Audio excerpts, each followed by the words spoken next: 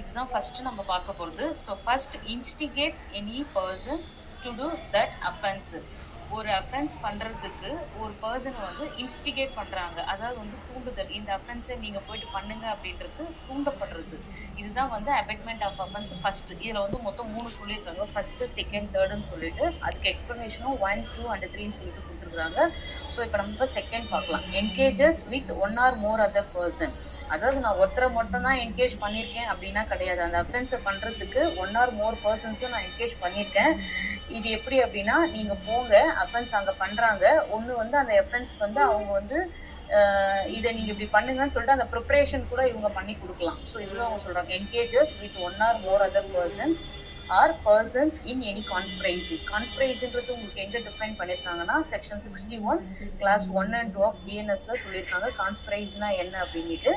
So, conspiracy for the doing of that offense if an act or illegal omission takes place in pursuance of the conspiracy and in order to the doing of that offense. So, ஒரு offense பண்றதுக்கு 1 or more persons engage பண்றது, it is an abetment of offense நீங்க செகண்ட்ல சொல்றாங்க. Third, intentionally aids by illegal omission the doing of that offense. அதாவது இன்டென்ஷனலா அந்த offence அங்க நடக்குது, அதுக்கு நான் உதவி பண்றேன். ஒரு குழந்தைய போயிட்டு ஒருத்தவங்க ஒரு செக்ஷுவல் அசால்ட் பண்றதுக்காக உதவி பண்றாங்க அப்படின்னா, நீங்க போங்க, நான் யாருன்னா வராங்களா இல்லையா நான் வீட்டுக்கு வெளியில இருந்து நான் பாக்குறேன், நீங்க உள்ள போயிட்டு நீங்க அஃபென்ஸை மேட் அவுட் பண்ணுங்க. ஸோ இது வந்து இன்டென்ஷனலாவே உதவி பண்றது. ஸோ இது வந்து அபெட்மெண்ட் ஆஃப் அஃபென்ஸ்ன்ற ஒரு டைட்டிலுக்கு கீழே வருது. ஒரு செயல் மூலமாவோ இல்ல ஒரு சட்டவிரோதமான செயல் மூலமாவோ பண்றதுதான் intentionally aiders of and abetment of an அஃபென்ஸ்னு சொல்றாங்க. இதுக்கு எக்ஸ்பிளனேஷன் வந்து கொடுத்துருக்காங்க. First explanation, a person who by willful representations or by willful concealment of a material fact which he is bound to disclose voluntarily causes or procures or attempts to cause or procure a thing to be done is said to instigate the doing of that offense. இதுல என்னன்னா, ஒரு விஷயத்த விருப்பப்பட்டு மறைக்கிறதோ இல்ல அந்த விஷயத்த மாத்தி சொல்றதோ, அதாவது ஒரு அஃபென்ஸ் அங்க நடக்குது, அந்த விஷயத்த அவங்க அங்க போயிட்டு தூண்டப்பட்டு நீங்க இதை போயிட்டு பண்ணுங்கன்றாங்க, அவங்க தப்பா வந்து கைட் பண்றாங்க. இது வந்து இந்த விஷயம் செக்ஷுவல் அசால்ட் அங்க நடக்கணும் அப்படின்னா பொய் சொல்றதோ இல்ல வந்து ஒரு பர்சனை வந்து அங்கே என்கேஜ் பண்ணிட்டு நீங்க போய் பண்ணு, நான் இங்க இருந்து நான் வாட்ச் பண்றேன் அப்படின்ட்டு அதை அவங்கள சொல்றதோ, இல்லை நீங்க போங்க ரொம்ப இருட்டா இருக்குது, நான் என்னுடைய கார்ல இருந்து நான் லைட் வந்து நான் ஷோ பண்றேன், நீங்க போயிட்டு அந்த அஃபென்ஸை கமிட் பண்ணிட்டு வந்துருங்க அப்படின்னு சொல்றதோ, ஒரு ஃபேக்டை வந்து அங்கே மறைக்கிறாங்க. இல்லை தெரிஞ்சு இன்டென்ஷனலாகவே விருப்பப்பட்டே அவங்க வந்து அதை மாற்றியும் வந்து சொல்லுவாங்க. ஸோ இதுதான் அந்த எக்ஸ்பிளனேஷன் அவங்க கொடுக்குறாங்க, ஃபர்ஸ்ட் எக்ஸ்பிளனேஷன். Second explanation வந்து whoever either prior to or at the time of commission of an act does anything in order to facilitate the commission of that act and thereby facilitates the commission thereof is said to aid the doing of that act. இதுல என்ன சொல்றாங்கன்னா, குற்றம் செய்யறதுக்கு உதவி பண்றது, அப்படி இல்லைன்னா அந்த வசதியை வந்து ஏற்படுத்தி கொடுக்கறது. அதாவது உதவி பண்ணா மட்டும் கிடையாது, நீங்க போங்க நான் என்னுடைய காரை நான் உங்களுக்கு கொடுக்குறேன், இல்லை என்னுடைய பைக்கை நான் கொடுக்குறேன், ஸோ இந்த அரேஞ்ச்மெண்ட்ஸை நான் பண்ணி கொடுக்குறேன், நீங்க போயிட்டு அந்த அஃபென்ஸை பண்ணுங்கன்னு சொல்லிட்டு அந்த கமிஷன் அந்த கமிஷன் ஆஃப் அஃபென்ஸை பண்றதுக்கு இவங்க ஃபெசிலிட்டேட் பண்ணி கொடுப்பாங்க. அது எப்பன்னா, ஒரு அஃபென்ஸ் நடக்கிறதுக்கு முன்னாடி, அப்படி இல்லைன்னா அந்த அக்கரன்ஸ் வந்து நடந்துட்டு இருக்கும் போதே இவங்க வந்து அந்த உதவியை வந்து பண்றது. ஒரு அஃபென்ஸ் நடந்துட்டே இருக்குது, யாரோ அவங்க வரா மாதிரி இருக்கிறாங்கன்னு சொல்றதுக்குமே கூட அது வந்து அபெட்மெண்ட் ஆஃப் அன் அஃபென்ஸ் அப்படின்னு சொல்றாங்க. இதுல prior to or at the time of offence இவங்க ஆஃப்டர்னு சொல்லலை. So either prior or at the time of offence, நடந்துட்டு இருக்கும் போது இல்லை நடக்கிறதுக்கு முன்னாடி. இதுதான் இந்த எக்ஸ்பிளனேஷன். நெக்ஸ்ட் எக்ஸ்பிளனேஷன் 3 வந்து whoever employee harbor receives transport a child by means of threat or use of force or other forms of coercion, abduction, fraud, deception, abuse of power or of a position, vulnerability or the giving or receiving of payment, benefit to achieve the consent of a person having control over the another person for the purpose of any offense under this act is said to aid the doing of that act. இதுல என்ன சொல்றாங்க அப்படின்னா, ஒரு குழந்தைய அந்த குழந்தைய கடத்தின்னு வர்றதோ இல்ல வந்து மோசடியா அந்த குழந்தைகிட்ட பணம் பறிக்கணும் அப்படின்ற ஒரு நோக்கத்தோட அந்த குழந்தைய வந்து மிஸ்யூஸ் பண்றதோ இல்ல ஒருத்தவங்க ஒரு பொசிஷன்ல இருக்கிறாங்க அந்த பவர் மூலியமா இந்த அஃபென்ஸ் வந்து பண்றதுக்கு அபெட்மெண்ட் பண்றதோ, ஒருத்தவங்க எம்எல்ஏவா இருக்காங்க, எம்பியா இருக்கிறாங்க அப்படின்னா அவங்க வந்து அந்த பவரை மிஸ்யூஸ் பண்ணி நீங்க இந்த குழந்தைய கடத்தி இந்த செக்ஷுவல் அஃபென்ஸை நீங்க பண்ணுங்க அப்படின்ட்டு ஸோ அபியூஸ் ஆஃப் பவர்ஸ் அது பண்றது, இல்ல ஒரு பொசிஷன்ல இருக்கிறாங்க, ஒரு டிஐஜி இருக்கிறாங்க, இல்ல ஒரு கமிஷனர் இருக்கிறாங்க, இந்த பவர்ல நான் இருக்கிறேன், நீங்க பண்ணுங்க நான் பாத்துக்கிறேன் அப்படின்னு சொல்றது, அந்த பவரை வந்து மிஸ்யூஸ் பண்றது, பொசிஷன்ல இருக்கிறது, ஒருத்தவங்களை பயமுறுத்தி ஒரு அஃபென்ஸை பண்ண வைக்கிறது.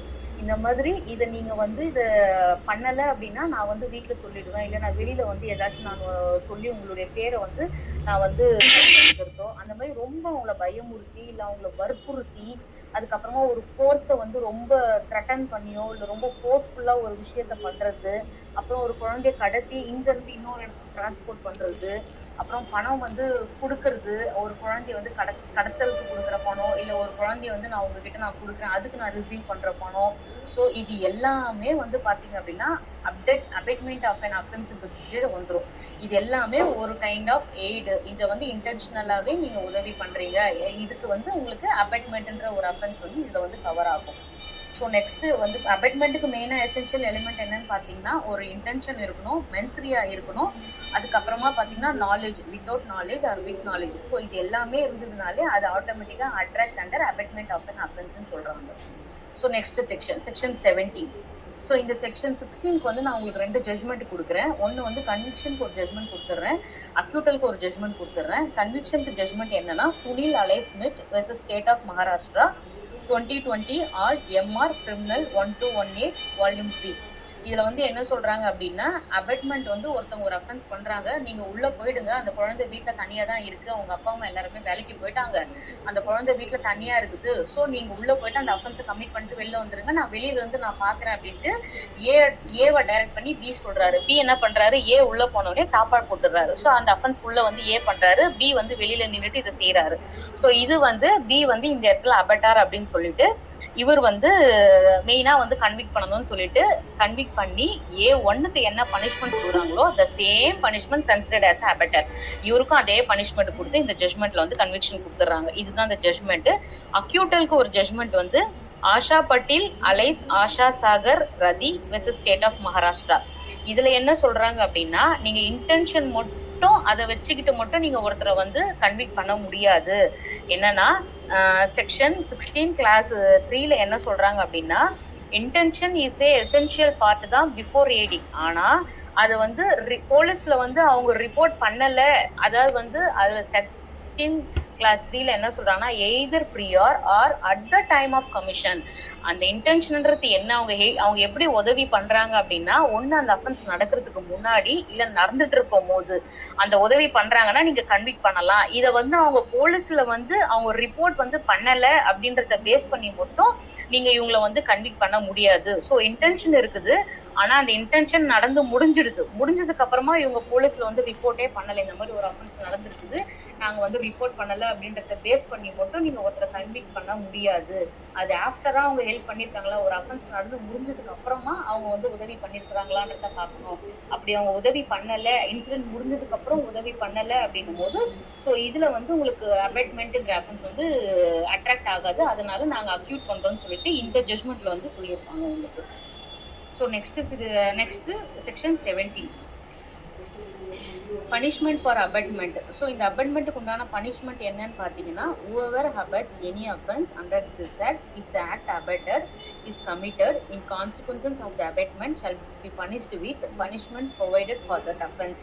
இதில் என்ன சொல்றாங்கன்னா A1 வந்து என்ன அஃபென்ஸ் செக்ஷுவல் ஹராஸ்மெண்ட்டோ இல்லை செக்ஷுவல் அசால்ட்டோ என்ன அஃபென்ஸ் அவர் பண்றாரோ அந்த அஃபென்ஸ்க்கு உண்டான பனிஷ்மெண்ட் சேமா இந்த அபெட்டருக்கும் அட்ராக்ட் ஆகுன்றாங்க. அதுக்கு ஈக்குவலா தான் நீங்க ட்ரீட் பண்ணி பனிஷ்மெண்ட்டை கொடுக்கணும் அப்படின்ட்டு இந்த செக்ஷன் சொல்லுது. ஸோ A1க்கு லைஃப் இம்ப்ரிசன்மெண்ட்னா A2 அபெட்டாருக்கும் சேம் லைஃப் இம்ப்ரிசன்மெண்ட் தான் அப்படின்ற மாதிரி இந்த செக்ஷன் சொல்றாங்க. இதுக்கு எக்ஸ்பிளனேஷன் ஒன்று கொடுத்துருக்காங்க. An act or offense is said to be committed in consequences of abatement when it is committed in consequences of the instigation or pursuance of the conspiracy or with the aid which constitutes the abatement. நீங்க ஒருத்தருடைய தூண்டுதல் மூலியமா அந்த offence பண்ணியிருந்தாலும், இல்ல நீங்க கூட்டு சதி மூலியமா ஒரு அஃபென்ஸ் பண்ணியிருந்தாலும், இல்ல நீங்க ஒருத்தவங்களுக்கு இன்டென்ஷனலா நாங்க உங்களுக்கு உதவி பண்றேன் அப்படின்ற மாதிரி நீங்க வந்து ஹெல்ப் பண்ணியிருந்தனாலும் இது எல்லாமே அபட்மெண்ட் ஆன அஃபென்ஸ் உள்ள வரும். இது எல்லாமே வந்து உங்களுக்கு A1க்கு A2க்கு என்ன பனிஷ்மெண்ட்டோ சேம் பனிஷ்மெண்ட் தான் உங்களுக்கு அபெட்டா இருக்கும், உங்களுக்கு வந்து அட்ராக்ட் ஆகுன்றது இந்த பனிஷ்மெண்ட் செக்ஷன்ல சொல்றாங்க. ஸோ நெக்ஸ்ட் 18 பாத்தீங்கன்னா punishment for attempt to commit an offence. இது வந்து நீங்க ஒரு அட்டெம்ப்ட் பண்ணீங்க அப்படின்னாலே இதுக்கு punishment. whoever attempts to commit any offense punishable under this act or cause such an offense to be committed. நீங்க ஒரு அஃபென்ஸ் வந்து பண்றதுக்கு முயற்சி தான் பண்றீங்க, வீட்ல பண்றீங்களோ இல்ல வெளியில பண்றீங்களோ, ஒரு குழந்தைய வந்து நம்ம ரேப் பண்ணணும்னு ஒரு பிளான் பண்றீங்க, ஒரு முயற்சி பண்றீங்க, அதன் விளைவாக அங்க ஒரு அஃபென்ஸ் நடக்குது அப்படின்னா, and in such attempt does any act towards the commission of the offense shall be punished with imprisonment of any description provided for the offense for a term which may extended one half of the imprisonment for life or as the case may be one half of the longest term of imprisonment. இந்த section 18ல என்ன சொல்றாங்கன்னா, குற்றம் நடந்திருக்குது இல்ல நடந்திருந்ததுன்னா என்ன தண்டனை அவங்களுக்கு கொடுப்பாங்களோ அந்த தண்டனையில பாதி தண்டனை. இன்கேஸ் வந்து அவங்க பெனிட்ரேட்டிவ் செக்ஷுவல் அசால்ட் அவங்க பண்றாங்க அப்படின்னா அவங்க வந்து என்டைட்டில் ஃபார் லைஃப் இம்ப்ரிசன்மெண்ட் அப்படின்னா, ஸோ இந்த அட்டெம்ப்ட் பண்றவங்களுக்கு அந்த லைஃப் இம்ப்ரிசன்மெண்ட்ல பாதி, லைஃப் இம்ப்ரிசன்மெண்ட் வந்து உங்களுக்கு 20 years அப்படின்னா இதுல வந்து 10 years இவங்களுக்கு கொடுக்கணும் அப்படின்றது இதுல சொல்றாங்க. So one of longest term of imprisonment அப்படின்னு பாத்தீங்கன்னா, இன்கேஸ் 7 years அப்படின்னா அந்த 7 yearsல பாதி 3.5 years. ஸோ இந்த அட்டெம்ப்ட் பண்ணவங்களுக்கு பாதி பனிஷ்மெண்ட் வந்து கொடுக்கணும் அப்படின்னு சொல்லிட்டு Syed Mohammed versus state of கர்நாடகான்ற கேஸ்ல டிசைட் பண்ணியிருக்காங்க. அது வந்து மனு KA 2284/2024 இந்த ஜட்மெண்டோடைய சைட்டேஷன்ஸ். ஸோ இதுல தான் வந்து இவங்க சொல்றாங்க ஆஃப் ஆஃப் த இம்ப்ரிசன்மெண்ட் வந்து அவங்களுக்கு கொடுக்கணும், அட்டெம்ப்ட்டுமே வந்து it is also an offence அப்படின்ட்டு சொல்றாங்க இந்த செக்ஷன் 18ல. இந்த பனிஷ்மெண்டோட டிஸ்கிரிப்ஷன் பாத்தீங்கன்னா செக்ஷன் 62 BNSSலயுமே சொல்லியிருக்காங்க. ஃபிராக்ஷன் ஆஃப் பனிஷ்மெண்ட்ஸ்ல லைஃப் இம்ப்ரிசன்மெண்ட் பத்திலாம் அதுல சொல்லியிருக்காங்க. ஸோ இது வந்து section 18. So next section 19. Chapter 5 Procedure for Reporting of Cases. Section 19 Reporting of Offences. Notwithstanding anything contained in the code of CRPC, any person, including the child who has apprehension that an offence under this act is likely to be committed or has knowledge that such an offence has been committed, he shall provide such information. இதுல என்ன சொல்றாங்க அப்படின்னா, ஒரு person, any person ஒரு அஃபென்ஸை வந்து commit பண்ணியிருக்காங்க அப்படின்னா அது அந்த அஃபென்ஸ் வந்து எனக்கு நாலேஜ் எனக்கு தெரிஞ்சிருக்குது, அந்த பையன் இல்லை அந்த பர்சன் வந்து அவங்க வந்து அஃபென்ஸ் கமிட் பண்ணியிருக்கிறாங்கன்ற நாலேஜ் எனக்கு தெரிஞ்சிருக்குது. ஸோ நான் போயிட்டு வந்து அதை வந்து ரிப்போர்ட் பண்ணலாம் அப்படின்றது இவங்க சொல்றாங்க. எப்படி ரிப்போர்ட் பண்ணலாம் அப்படின்னீங்கன்னா, first special juvenile police unit, இது வந்து ஈச் அண்ட் எவ்ரி டிஸ்ட்ரிக்ட்ல கான்ஸ்டியூட் பண்ணியிருக்காங்க ஸ்பெஷல் ஜுவனைல் போலீஸ் யூனிட்னு சொல்லிட்டு நீங்க அங்க போயிட்டு ரிப்போர்ட் பண்ணலாம். இந்த மாதிரி ஒரு அஃபென்ஸ் வந்து இந்த மைனருக்கு வந்து நடந்திருக்குது, ஸோ இது வந்து எனக்கு தெரிய வந்திருக்குது, நான் வந்து உங்ககிட்ட நான் ரிப்போர்ட் பண்றேன்னு சொல்லிட்டு any person special juvenile police யூனிட்ல பண்ணலாம். அப்புறம் in case special juvenile police unit available இல்ல அங்க அந்த மாதிரி ஒரு செட்டப்பே அங்க இல்ல அப்படின்னா லோக்கல் போலீஸ் நியர்பைல இருக்கிறாங்க அப்படின்னா நீங்க அங்க போயிட்டு ஒரு ரிப்போர்ட் பண்ணலாம். Next subclass 2 every report given under subsection 1. அந்த சப்கிளாஸ் 1க்கு கீழே கொடுக்குற ரிப்போர்ட் வந்து இவங்க என்ன பண்ணணும்னா, ascribed and entry number and recorded in writing, அதுக்கு ஒரு நம்பர் ஒன்று அலாட் பண்ணிட்டு அந்த இன்ஃபர்மேஷனை அவங்க வந்து எழுதி அதை ரெக்கார்ட் பண்ணி வைக்கணும். அதுக்கப்புறமா be read over to the informant, அந்த வந்த இன்ஃபார்மண்ட் கிட்ட அவங்க அதை படிச்சு காட்டணும், நீங்க சொன்ன இன்ஃபர்மேஷன் கரெக்ட் தானா அப்படின்னு சொல்லிட்டு இதை இவங்க படிச்சு காட்டணும். Next shall be entered in a book to be kept by the police. பயமா இருக்குன்னா சீக்கிரட்டா வச்சுக்கோங்கன்னு சொல்லிட்டு அந்த இன்ஃபர்மேஷன் கொடுக்கலாமா மேடம்? நானு சப்போஸ் தாராளமா கொடுக்கலாம் மேடம், தாராளமா. உங்க மேல ஈவன் ஆக்ஷன் கூட எடுக்க கூடாதுன்னு சொல்லிட்டு போக்சோ ஆக்ட் சொல்லுது மேடம்.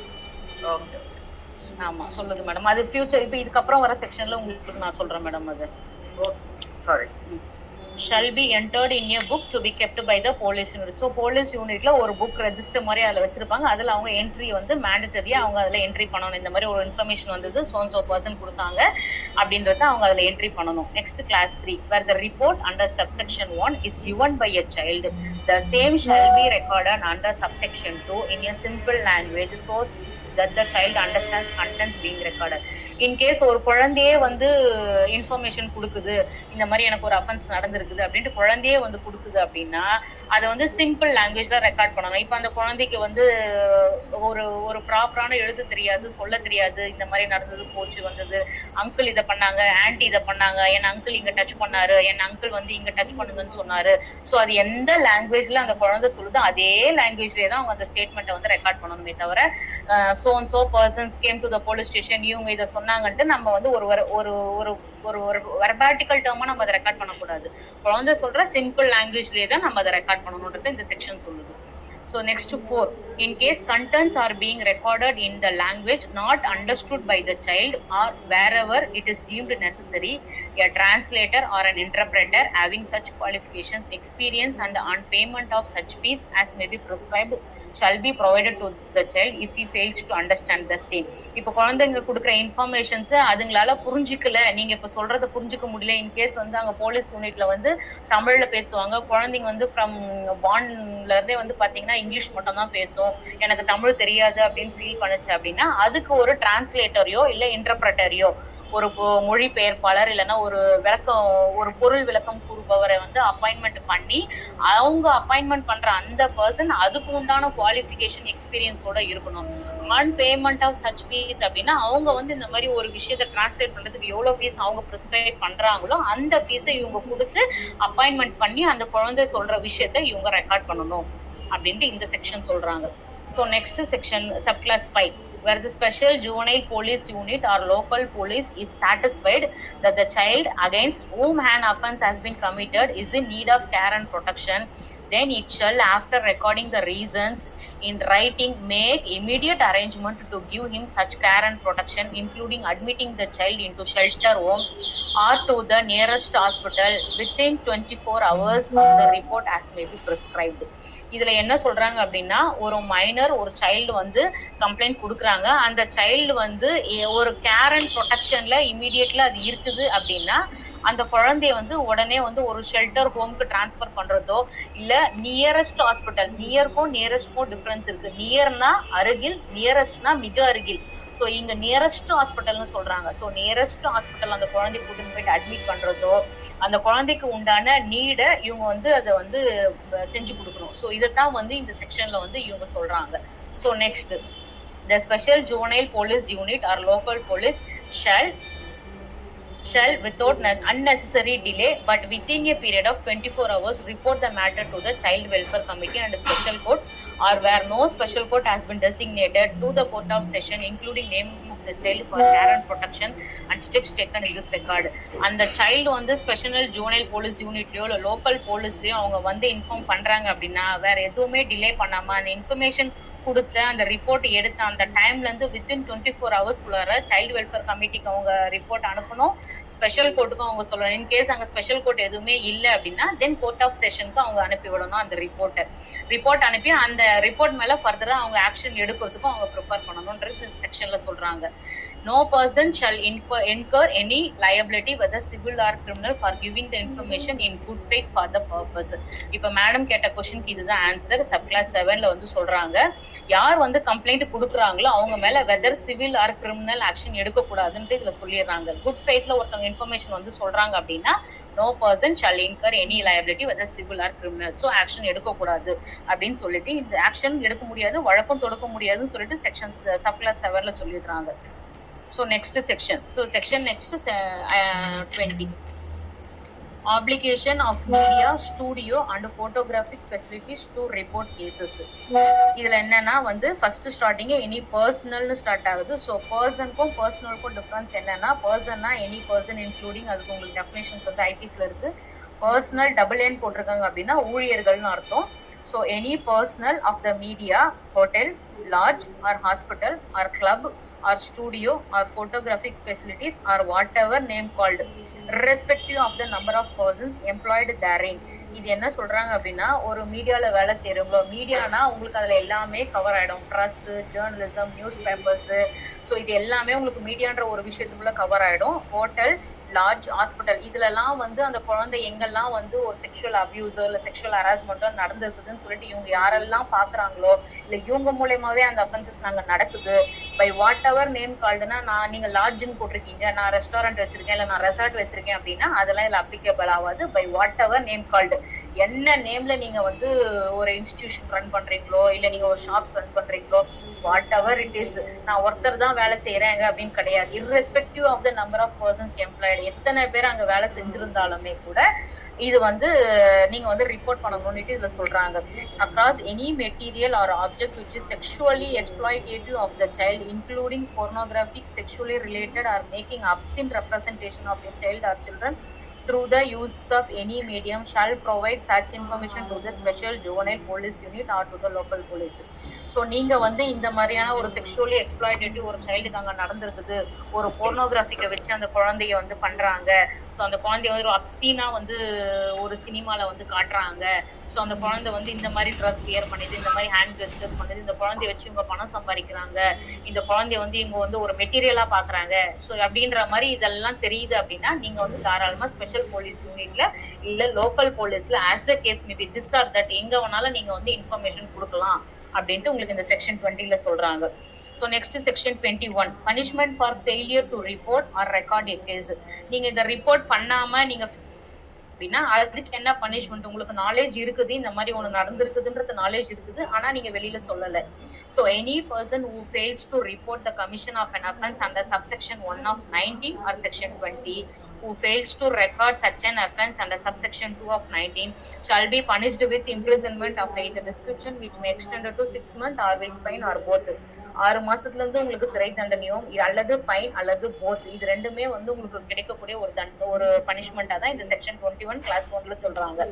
ஸோ நெக்ஸ்ட் கிளாஸ் 2ல பாத்தீங்கன்னா any person being in-charge of any company or an institution by whatever name called who fails to report. இப்போ ஸ்கூல்ல வந்து ஒரு குழந்தைய வந்து செக்ஷுவலா ஹராஸ் பண்றாங்க, அது வந்து ஹெட் மாஸ்டருக்கு வந்து நாலேஜுக்கு வந்திருக்குது, அவங்க வந்து சொல்லலை அப்படின்னாலும் இது வந்து அட்ராக்ட் ஆகும். ஒரு இன்ஸ்டிடியூஷன்ல வந்து ஒரு 40 or 50 மெம்பர்ஸ் வந்து ஒர்க் பண்றாங்க, அந்த இன்ஸ்டிடியூஷன் ஹெட்டுக்கு வந்து தெரிஞ்சிருக்குது, அவங்க சொல்லலை அப்படின்னாலும் அந்த owner of the person also liable under this section.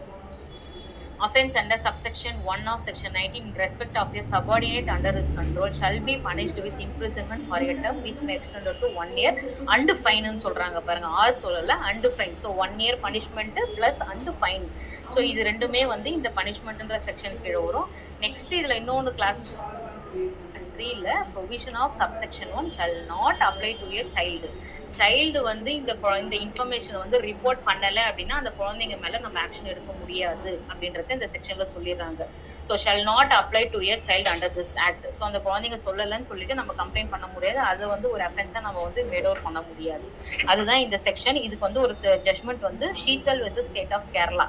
இதுல வந்து என்ன பண்றாங்கன்னா, ஒரு குழந்தை வந்து ஒரு குழந்தைய அஃபென்ஸ் பண்றாங்க, அந்த குழந்தை வந்து ஹாஸ்பிட்டலுக்கு கூட்டின்னு போறாங்க, அவங்க அம்மா அப்பா கூட்டின்னு போயிட்டு ஸ்கேன் பண்ணணும் அப்படின்னு டாக்டர்ஸ் ரெஃபர் பண்றாங்க. ஸோ உள்ள போயிட்டு ஸ்கேன் பண்றாங்க ரேடியாலஜிஸ்ட், ஸ்கேன் பண்ணிட்டு வராங்க. வந்தோடனே வீட்டுக்கு வருது, அந்த குழந்தை வீட்டுக்கு வந்த உடனே இந்த மாதிரி வந்து எனக்கு சம் டிஸ்டர்பன்சஸா இருக்குது பிரைவேட் பார்ட்ல, ஸோ அப்படின்ட்டு அவங்க அம்மா சொன்ன உடனே ஓகே நம்ம ஹாஸ்பிட்டல்ல வந்து ரேடியாலஜிஸ்ட் வந்து இங்க டச் பண்ணாங்க, அங்க டச் பண்ணாங்க, இங்க இந்த மாதிரி எல்லாம் பண்ணாங்கன்னு சொல்லிட்டு அவங்க அம்மா கிட்ட சொன்ன உடனே அவங்க அம்மா ஸ்டேஷனுக்கு கூட்டிட்டு போயிட்டு இவங்க மேல வந்து கம்ப்ளைண்ட் கொடுக்குறாங்க, ரேடியாலஜிஸ்ட் வந்து இந்த மாதிரிலாம் பண்ணாங்க அப்படின்னு சொல்லிட்டு.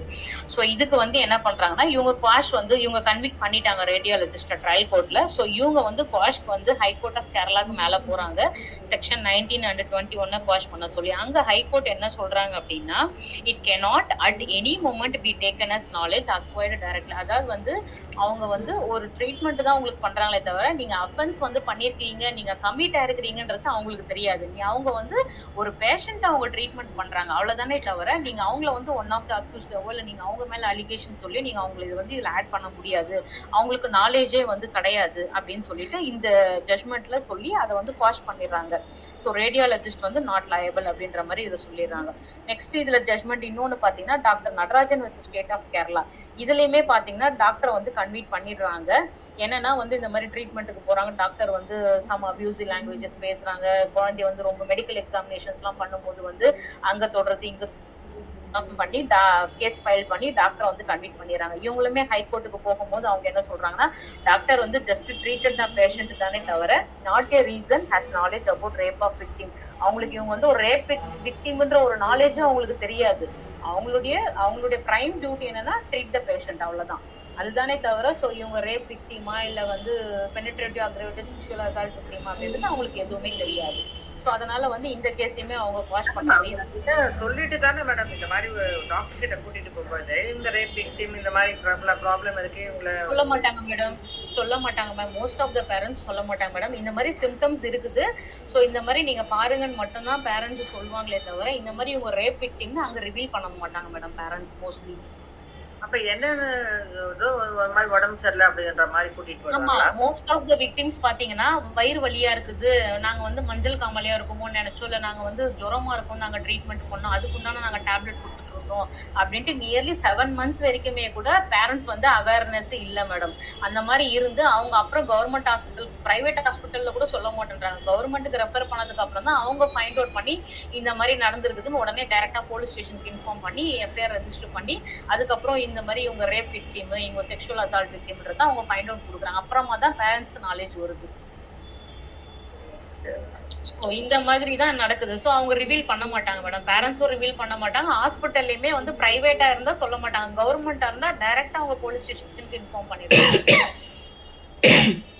மேம் வெஜைனல் எக்ஸாமினேஷன் போன இடத்துல வந்து அந்த ரேடியாலஜிஸ்ட போய் இவங்க எப்படி மேம் இது பண்றாங்க? அவங்க என்ன சொல்றாங்கன்னா அந்த குழந்தை வந்து வீட்டுல வந்து சொல்லுது மேடம், என்ன வந்து இங்க தொட்டாங்க என்ன அங்க தொட்டாங்க, வயித்துல வந்து இந்த மாதிரி அவங்க பிரஸ் பண்ணாங்க, அவங்க வந்து டிஃப்ரெண்ட் எல்லாம் அவங்க வந்து என்ன டச் பண்ணாங்க. பேரண்ட்டுக்கு தெரியல மேம் இந்த பாப்பா இந்த மாதிரி ஆயிருக்குன்ட்டு. அது தெரியாது மேடம், பேரண்ட்ஸ்க்கு தெரியலன்றதுனாலதான் இவங்க ஹாஸ்பிட்டலுக்கு போறாங்க. ஹாஸ்பிட்டல்ல போயிட்டு அவங்க வந்து யூஷுவல் ஸ்கேனுக்கு என்ன ப்ரொசீஜரோ அவங்க அதை பண்றாங்க. அதை பண்ணிட்டு இவங்க வீட்டுக்கு வராங்க. வீட்டுக்கு வந்ததுக்கு அப்புறம் இங்க தொட்டாங்க அங்க தொட்டாங்கன்னு சொல்லும் போது இவங்க கம்ப்ளைண்ட் ரைஸ் பண்ணி அங்க வந்து டாக்டர்ஸ் வந்து சொல்றாங்க இவங்க வந்து ஷீ இஸ் ரேப்டு அப்படின்ற மாதிரி. அப்புறமா தான் அவங்களுக்கு வந்து நாலேஜே போகுது. சோ இந்த மாதிரி தான் மோஸ்ட் ஆஃப் த கேசஸ்ல வந்து நடக்குது. பேரண்ட்ஸ் வந்து அவேர்னஸ் கிடையாது மேடம், அப்படிதான் இருக்குது. இப்ப உங்களுக்கு இன்னொரு கேஸ் பாத்தீங்கன்னா இது வந்து அட்வொகேட் நமக்கு ரிலேட்டடான ஒரு கேஸ் நான் சொல்றேன். Indira AV versus state of Kerala. இதுல என்னன்னா ஒரு விக்டிம் ஃபேமிலி வந்து அட்வொகேட் கிட்ட போறாங்க. இந்த மாதிரி வந்து என் குழந்தைக்கு நடந்திருக்குது, எனக்கு 5 மாசம் கழிச்சுதான் வந்து தெரிய வந்தது, பாப்பாக்கு வந்து ஏதோ பிரைவேட் பார்ட்ல வந்து ரெட்டிஷா இருக்குது, ஸோ ஸ்வெல்லிங்கா இருக்குதுன்னு சொன்னா நாங்க பார்த்தோம், இந்த மாதிரி நடந்திருக்குது. உட்கார வச்சு கூப்பிட்டு கேட்கும் போது தான் சரி நம்ம ஒரு லீகல் அட்வைஸ் லீகலா நம்ம போலான்னு சொல்லிட்டு ஒரு அட்வொகேட் கிட்ட போறாங்க, ஒரு லேடி அட்வொகேட் கிட்ட. அவங்க பேர் Indira AV versus state of Kerala. இது கேஸ். அவங்க அங்க போன உடனே எல்லாத்தையுமே சொல்றாங்க. இவங்க என்ன பண்றாங்க அப்படின்னா அந்த லேடி அட்வொகேட் மேல வந்து ஆப்போசிட் சைட்ல ஒரு கேஸ் வந்து ஃபைல் பண்றாங்க. என்னன்னா நீங்க வந்து அத்தாரிட்டி கிட்ட நீங்க ஏன் ரிப்போர்ட் பண்ணல, இந்த மாதிரி ஒரு குழந்தை வந்து விக்டிம்னு உங்களுக்கு தெரியுது இல்லையா, தெரிஞ்ச உடனே நீங்க ஏன் ஆஸ் பர் செக்ஷன் வந்து 19 படி நீங்க ஏன் வந்து நீங்க ரிப்போர்ட் பண்ணல நீங்க போலீஸ் யூனிட்டுக்கு அப்படின்னு சொல்லிட்டு அவங்க மேல வந்து கேஸ் ஃபைல் பண்றாங்க. இவங்க என்ன பண்றாங்கன்னா அதுல கன்விக்ட் பண்ணிடுறாங்க இந்திரா அந்த அட்வொகேட்ட. இவங்க அப்பீல் வந்து ஸ்டேட் ஆஃப் கேரளா ஹைகோர்ட்டுக்கு போறாங்க. அங்க அப்பீல்ல போயிட்டு என்ன சொல்றாங்க அப்படின்னா ஒரு கிளைண்ட் வராங்க அப்படின்னா நம்ம வந்து ப்ரொஃபஷனல் கம்யூனிகேஷன்றது வந்து ஆஸ் பர் செக்ஷன் 132 ஆஃப் பிஎஸ்ஏல இருக்குது. அதாவது வந்து இந்த இந்தியன் எவிடன்ஸ் ஆக்ட்ல செக்ஷன் 132 ஆஃப் பிஎஸ்ஏ. அதுல இருந்து என்ன சொல்றாங்கன்னா அது வந்து it is well protected by the privilege. அவங்க வந்து ப்ரொஃபஷனல் கம்யூனிகேஷன் தான் அவங்க பண்றாங்களே தவிர அவங்களுக்கு வந்து அது ப்ரொஃபஷன். ஒரு கிளைண்ட் வராங்க, அவங்க இன்ஃபர்மேஷன் வந்து அங்க வந்து சொல்றாங்க, அது வந்து கன்சர்ன் பர்சனுடைய கன்சென்ட் இல்லாம அவங்க அதை வந்து வெளியில சொல்ல முடியாது. வித்தவுட் பேரண்ட்ஸ் கன்சென்ட்டோ இல்ல வித்தவுட் அந்த சைல்டுடைய கன்சென்ட்டோ இல்லாம அவங்க வந்து அந்த விஷயத்த வந்து வெளியில சொல்ல முடியாது. It is privacy of the advocates with கிளைண்ட்ன்ற மாதிரி வந்து சொல்லி அந்த கேஸ் வந்து சொல்லுவாங்கல்ல மேம். அத ஆமாங்க மேடம், ஆமாங்க மேடம். ஸோ அப்படின்னு சொல்லிட்டு அந்த எஃப்ஐஆர் வந்து அவங்க குவாஷ் பண்றாங்க. It is purely section 126 of Indian evidence act, அதாவது பிஎஸ்ஏ ப்ரொஃபஷனல் கம்யூனிகேஷன். இதை வந்து நீங்க வந்து அது அலிகேஷனா நீங்க ஒரு அட்வொகேட் மேல ஃபைல் பண்ணி நீங்க கேஸ் வந்து ஃபைல் பண்ண முடியாதுன்னு சொல்லிட்டு இந்த கேஸை வந்து அவங்க குவாஷ் பண்ணிடுறாங்க. ஸோ இதுதான் இந்த கேஸுடைய க்ரக்ஸ் மேடம். ஸோ நெக்ஸ்ட் வந்து செக்ஷன் 21 நம்ம பார்த்துட்டோமா? Yes ma'am. So next 22 ma'am, punishment for false complaint or false information. இது என்னன்னா any person who makes false complaint or provide false information against any person in respect of an offence committed under section 3, 5, 7 and section 9 solely with intention to humiliate, extort or threaten or defame him shall be punished with imprisonment for a term which may extend to 6 months or with fine or with both. இது என்னன்னா ஃபால்ஸா ஒரு complaint வந்து கொடுக்கறது. இந்த மாதிரி நான் வந்து செக்ஷுவலா நான் அசால்ட் ஆயிட்டேன், நான் வந்து என்னை வந்து இத்தனை பேர் சேர்ந்து என்ன ரேப் பண்ணிட்டாங்க, நான் வந்து ஐ எம் ஏ விக்டிம் அப்படின்னு சொல்லிட்டு ஒரு ஃபால்ஸ் கம்ப்ளைண்ட். அப்படி இல்லைன்னா ஒரு அன்னோன் பர்சன் வந்து அவங்கள வந்து அதாவது வந்து ஏதாவது ரிவெஞ்ச் எடுக்கிறதுக்காகவோ இல்லை நான் வந்து பணம் பறிக்கணுன்ற நோக்கம், நான் வந்து உங்ககிட்ட இருந்து நான் பணம் வாங்கணும், உன் குழந்தைக்கு இந்த மாதிரி நடந்ததுன்னு சொல்லிட்டு நான் வெளியில போயிட்டு நான் வந்து சொல்லிட்டேன் அப்படின்னா உன்னுடைய நேம் வந்து பெயர் கலங்கடிச்சிடுவேன், டிஃபேம் பண்ணிடுவேன், உன்னை நான் மிரட்டி ஒரு ஃபால்ஸ் கம்ப்ளைண்ட் வந்து நான் எடுத்துன்னு போயிட்டு நான் ஸ்டேஷன்ல நான் கொடுத்துருவேன். ஸோ இந்த மாதிரிலாம் மிரட்டியோ துன்புறுத்தியோ ஒருத்தவங்களை அவமானப்படுத்தியோ இந்த மாதிரி ஒரு ஃபால்ஸ் கம்ப்ளைண்ட் வந்து section 3579 sexual assault, penetrative sexual assault, aggravated sexual assault, இது எல்லாமே அவங்க பண்ணதா அவங்க வந்து ஒரு கம்ப்ளைண்ட் மேக் பண்றாங்க அப்படின்னா அதுக்கு 6 months imprisonment or fine or with both. இதுக்கு ஒரு எக்ஸாம்பிள்ஸ் வந்து என்னன்னா, ஈவன் வந்து பேரண்ட்ஸே வந்து ஒரு கேஸ்ல வந்து என்ன பண்ணியிருக்காங்கன்னா, அவங்க குழந்தைக்கு வந்து ரெட் சில்லி பவுடர் இருக்கு பாருங்க, அந்த சில்லி பவுடரை வந்து வெஜ்னால போட்டுட்டு இரிட்டேஷனை கிரியேட் பண்ணிட்டு இன்ஃப்ளமேஷனை உண்டு பண்ணிட்டு அவங்க போயிட்டு ஃபால்ஸா ஒரு ரேப் கம்ப்ளைண்ட் வந்து ஸ்டேஷன்ல போயிட்டு கொடுக்குறாங்க அவங்களுடைய பேரண்ட்ஸே. இந்த மாதிரி வந்து என் பொண்ணை வந்து சோ பர்சன்ஸ் வந்து ரேப் பண்ணிட்டாங்க, அதாவது ப்ரீவியஸ் என்விடி யாருக்குடியாச்சும் இருக்கும், அவங்கள பழி வாங்கணுன்ற நோக்கத்தோட இந்த மாதிரி வந்து பேரண்ட்ஸே வந்து ஒரு கம்ப்ளைண்ட் வந்து ரைஸ் பண்றாங்க. ஸோ இந்த மாதிரி கம்ப்ளைண்ட் ரைஸ் பண்றவங்களுக்கு வந்து பனிஷ்மெண்ட் வந்து 6 months or fine or with both. இந்த கேஸோடைய ஜட்மெண்ட் பார்த்தீங்கன்னா Mahesh Chand versus state of Rajasthan. பேரண்ட்ஸே வந்து இந்த மாதிரி பண்ணி குழந்தைய வந்து டியூன் பண்ணி நீங்கள் இந்த மாதிரி ஒரு சர்க்கம்ஸ்டியல் ஸ்டோரியை வந்து ரெடி பண்ணி ரேப் இப்படி தான் நடந்ததுன்னு சொல்லிட்டு அந்த குழந்தைகிட்ட சொல்லி ஜெனிட்டல்ஸ்ல அந்த இதெல்லாம் போட்டு சில்லிஸ்லாம் போட்டு இரிட்டேஷன் உண்டு பண்ணி இந்த மாதிரிலாம் பண்ணியிருக்காங்க இந்த கேஸில். இதை வந்து ஃபைண்ட் அவுட் பண்ணி அதுக்கப்புறமா இந்த கேஸை வந்து அவங்க டிஸ்மிஸ் பண்ணியிருக்காங்க. நிறைய 1 மார்க்லேயும் இந்த கொஸ்டின்ஸ் கேட்டிருக்காங்க. குழந்தைங்க வந்து இந்த மாதிரி ஃபால்ஸா இன்ஃபர்மேஷன் மேக் பண்ணாங்க அப்படின்னா அவங்க பனிஷ்மெண்ட் பண்றாங்களா இல்லையா அப்படின்ட்டு. ஸோ இதை வந்து நோட் பண்ணிக்கோங்க. So next 22 class 3, whoever not being a child makes a false complaint or provides a false information against a child knowing it to be false, thereby victimizing such child in any of the offences under this act shall be punished with imprisonment may extend to 1 year. அதாவது வந்து குழந்தைங்க கிடையாது, வேற ஒரு third பர்சனோ என்னவோ அவங்க ஒரு falls கம்ப்ளைண்ட்டை வந்து மேக் பண்ணி அந்த குழந்தை மேல ஒரு ஃபால்ஸ் இன்ஃபர்மேஷனை வந்து கிரியேட் பண்றது. அந்த குழந்தைக்கும் அதுக்கும் நாலேஜே இருக்காது, அதுக்கு ஒரு அவேர்னஸே இருக்காது. இந்த மாதிரி நீ வந்து தப்பு பண்ணிட்ட, நீ உன்னை வந்து ஒருத்தவங்க ரேப் பண்ணிட்டாங்க, அதனால நான் வந்து ஒரு கம்ப்ளைண்ட் வந்து நான் கொடுக்க போறேன், அது வந்து தப்புன்னு இந்த சொல்ற பர்சன்ஸ்க்கு தெரியும், அந்த குழந்தைக்கு தெரியாது. அந்த மாதிரி சொல்லி ஒரு கம்ப்ளைண்ட் வந்து ஃபால்ஸா எடுத்து போயிட்டு கொடுக்குறது, அந்த குழந்தைய வந்து விக்டிமைஸ் பண்றது. நீ வந்து விக்டிம் அப்படின்ட்டு அந்த குழந்தை ஆக்சுவலா அந்த மாதிரி நடந்திருக்காது, ஆனா அந்த மாதிரி விக்டிமைஸ் பண்ணி ஃபால்ஸ் கம்ப்ளைண்ட் ஒன்று ரெடி பண்றது. அப்படி அந்த மாதிரி பண்றவங்களுக்கு இந்த செக்ஷன்ல பாத்தீங்கன்னா 1 year punishment or fine or both. So இது வந்து இந்த section. So next 23 section, procedure for media வந்து என்னெல்லாம் நடைமுறையை வந்து கடைபிடிக்கலாம் அப்படின்ட்டு சொல்றாங்க. First, the 23 class 1, no person shall make any report or present comments on any child from any form of media or studio or photographic facilities without having complete or authentic information which may have the effect of lowering his reputation or infringing upon his privacy. அதாவது ஒரு ஒரு ஒரு இமேஜை வந்து ஒரு குழந்தையோட image வந்து பப்ளிக்ல வந்து போஸ்ட் பண்றதோ, அதுல வந்து கமெண்ட் பண்றதோ, இல்லை வந்து ஒரு ஸ்டூடியோவில் கூட்டிட்டு போயிட்டு ஒரு குழந்தைய வந்து ஒரு கிளாமரஸா ஒரு போட்டோஸ் எடுக்கிறதோ, இல்லை வந்து ஒரு வெளியில ஒரு செட்டப் ஒன்று பண்ணி அங்கே வந்து ஒரு போட்டோ ஸ்டுடியோஸ் அந்த குழந்தைங்களை வச்சு எடுக்கிறதோ, ஸோ இந்த மாதிரிலாம் வந்து பண்ணி அந்த இன்ஃபர்மேஷன் வந்து அவங்க வெளியில பப்ளிசைஸ் பண்றது. அது வந்து ஆத்தென்டிக்கான இன்ஃபர்மேஷன் தானா இல்லை அது ஒரு முழுமையான உண்மையான இன்ஃபர்மேஷன் தானா அப்படின்னு தெரியாமலேயே அவங்க அதை வந்து பப்ளிசைஸ் பண்ணி அவங்களுடைய ரெப்யூட்டேஷன் வந்து லோயர் பண்றது. ஸோ இது எல்லாமே பார்த்தீங்கன்னா பண்ணக்கூடாது அப்படின்ட்டு சொல்றாங்க. Next, no report in any media shall disclose identity of the child including his name, address, photograph, family details, school, neighborhood or any other particulars which may lead to disclosure of identity of the child. குழந்தையோட எந்த ஐடென்டிட்டியுமே வந்து disclose பண்ணக்கூடாது அப்படின்னு சொல்றாங்க. Name, address, photograph, family details, அப்பா யாரு, அம்மா யாரு, உங்க வீடு எந்த தெருவில் இருக்குது, school, neighbourhood or any other particulars which may lead to disclosures.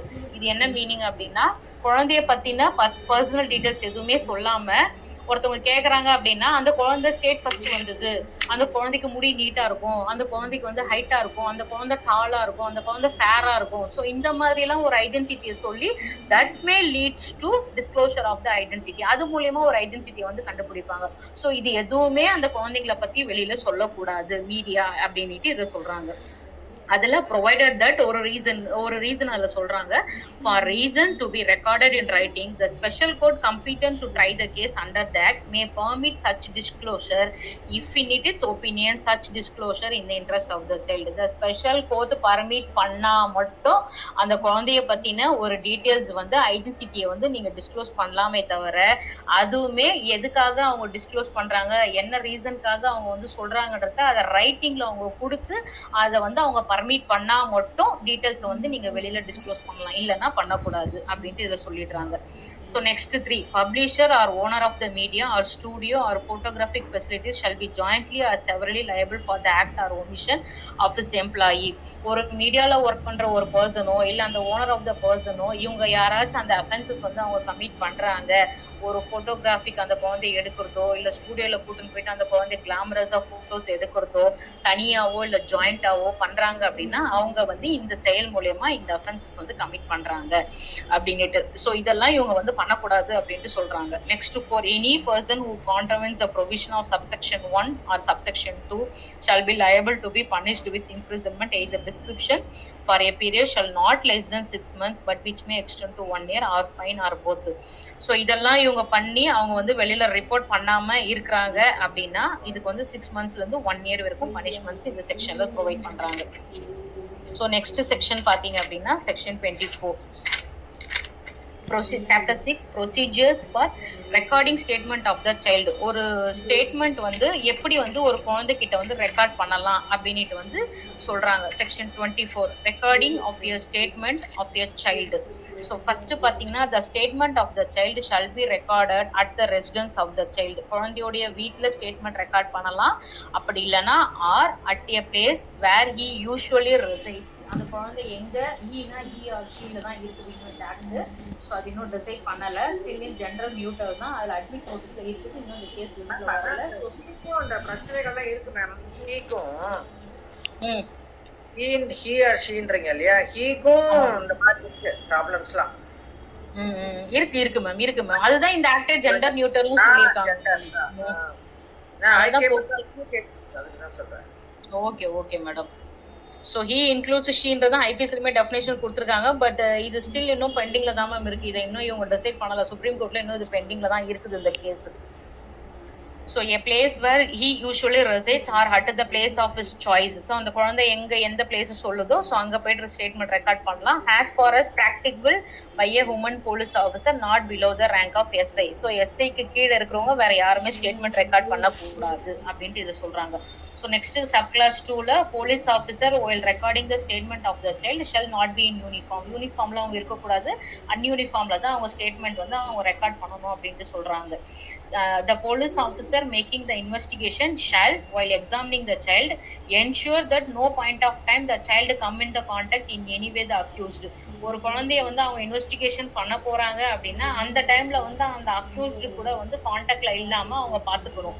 அது வந்து போலீஸ் ஆஃபீஸருடைய ஒரு ரோல். ஒரு ஸ்டேட்மெண்ட் ஒரு குழந்தைகிட்ட ரெக்கார்ட் பண்றாங்க, அங்க அக்யூஸ்ட் இல்லாம இவங்க வந்து பாத்துக்கணும் அந்த டைம்ல. So next, no child shall be detained in the police station in the night for any reason. Night வந்து ஆஃப்டர் சன்செட் வந்து குழந்தைங்களை வந்து ஸ்டேஷன்ல வந்து ஸ்டே பண்ணக்கூடாது எந்த காரணத்துக்காகவும் அப்படின்ட்டு இதில் சொல்லிடுறாங்க. So next subclass 5, the police officer shall ensure that the identity of the child is protected from the public media unless otherwise directed by the special court in the interest of the child. Police officer உடைய duty அந்த குழந்தையுடைய ஐடென்டிட்டியை வந்து protect பண்ணணும். அது மீடியால அவங்க வந்து அதை டிஸ்க்ளோஸ் பண்ணக்கூடாது. அது ஸ்பெஷல் கோர்ட் பர்மிட் பண்ணா மட்டும்தான், ரீசன் ரைட்டிங்ல அவங்க எழுதி பர்மிட் பண்ணா மட்டும்தான் இவங்க ஐடென்டிட்டியை வந்து டிஸ்க்ளோஸ் பண்ண முடியும், இல்லைன்னா இவங்க பண்ணக்கூடாது. அதை இவங்க ப்ரொடெக்ட் பண்ணணும்ன்றத அதை இவங்க இன்ஷூர் பண்ணி கரெக்டா ஃபாலோ பண்ணிக்கணும். ஸோ இது செக்ஷன் 24ல சொல்லியிருக்காங்க. Next section 25, recording of statement of a child by magistrate. Class subclass 1, if the statement of the child is being recorded under section 164 of CRPC, இப்போ BNSS section 183 of BNSS, herein referred to as report, the magistrate recording such statement shall, notwithstanding anything contained therein, record the statement as spoken by the child. இதுல என்ன சொல்றாங்கன்னா, அந்த குழந்தை என்ன லாங்குவேஜ்ல எப்படி பேசுதோ அதை நீங்க அப்படியே தான் நீங்க நோட் பண்ணணுமே தவிர, சாருன்னு போடுது, சாருன்னு சொல்லுதுன்னா சாரு நோட் பண்ண, ஆன்டின்னா ஆன்டி, அங்கிள்னா அங்கிள், தாத்தானா தாத்தா, பாட்டினா பாட்டி, அது என்ன லாங்குவேஜ்ல சொல்லுது ஆஸ் இட் இஸ் அப்படியே ரெக்கார்ட் பண்ணணும் ஒரு மஜிஸ்ட்ரேட்ன்றவங்க. Provided that provisions contained in first provision to subsection 1 of CRPC shall, so far it permits the presence of the advocate of the accused, shall not apply in this case. இதுல வந்து என்னன்னா, accused உடைய advocate இருக்காங்க இல்லைங்களா, opposite, அதுல வந்து சிஆர்பிசில 164, அதாவது 183 பிஎன்எஸ்எஸ்ல வந்து அக்யூஸ்ட் அட்வொகேட் வந்து பிரசன்ஸ் இருக்கலாம்னு சொல்லியிருப்பாங்க. ஆனா இந்த ஆக்டுக்கு வந்து இது அப்ளை ஆகாது, அக்யூஸ்ட் அட்வொகேட் வந்து பிரசன்ஸ் வந்து இருக்கக்கூடாது ஸ்டேட்மெண்ட் ரெக்கார்ட் பண்ணும் போதுன்னு சொல்லியிருக்காங்க. So next subclass 2, the magistrate shall provide to the child and his parents or his representative copy of the document specified under 207 of the code to இதுல BNSS section 230 upon the final report being filed by the police file பண்ற final reports copies வந்து குழந்தைங்க கிட்ட and his parents அவங்க அப்பா அம்மா கிட்டயும் கொடுக்கலாம். அப்படி இல்லைன்னா குழந்தையோட ரெப்ரசன்டேட்டிவ் யாராவது இருக்கிறாங்க அப்படின்னா அவங்க கிட்டயும் அந்த காப்பீஸை வந்து அவங்க ஹேண்ட் ஓவர் பண்ணலாம் அப்படின்ட்டு இதை சொல்றாங்க. Next section 26, additional provisions recording statements to be recorded.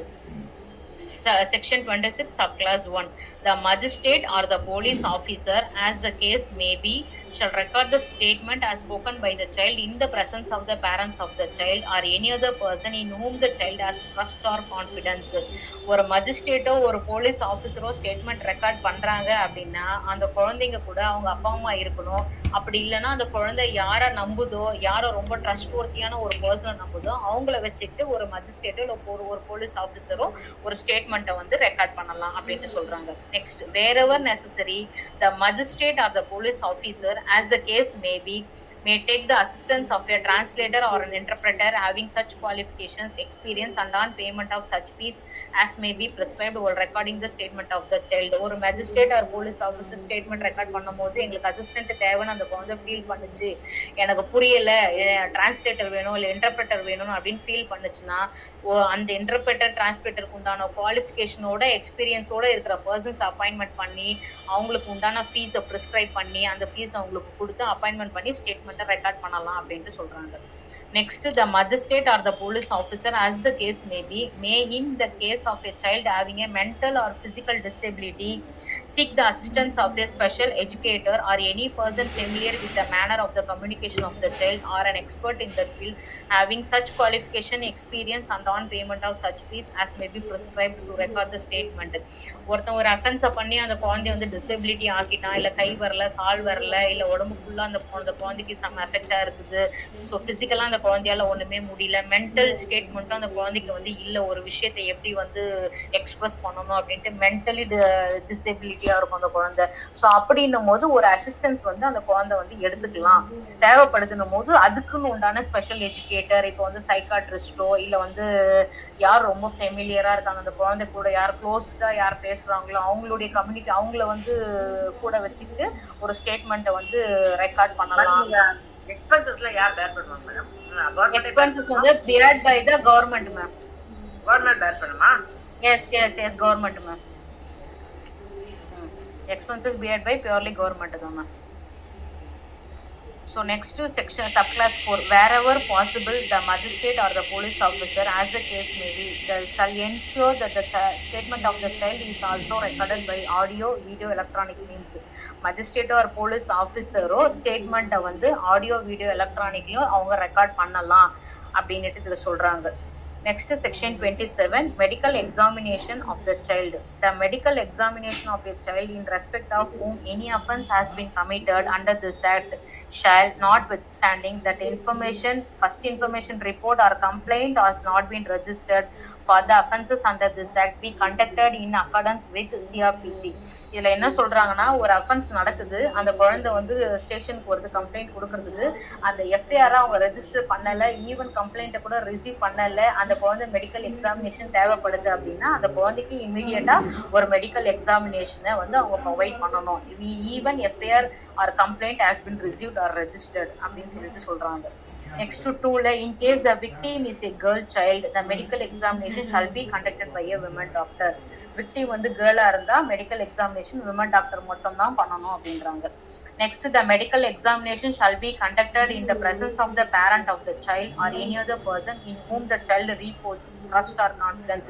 Medical examination வந்து குழந்தையுடைய அம்மா அப்பா கூட இருக்கலாம், அப்படி இல்லைன்னா அந்த சைல்டு யார் ரொம்ப ட்ரஸ்ட்வர்த்தியா நம்புதோ அவங்க கூட வச்சுட்டு மெடிக்கல் எக்ஸாமினேஷன் கண்டக்ட் பண்ணணும் அப்படின்னு சொல்றாங்க. Next, where in case the parent of the child or other person referred to in subsection 3 cannot be present.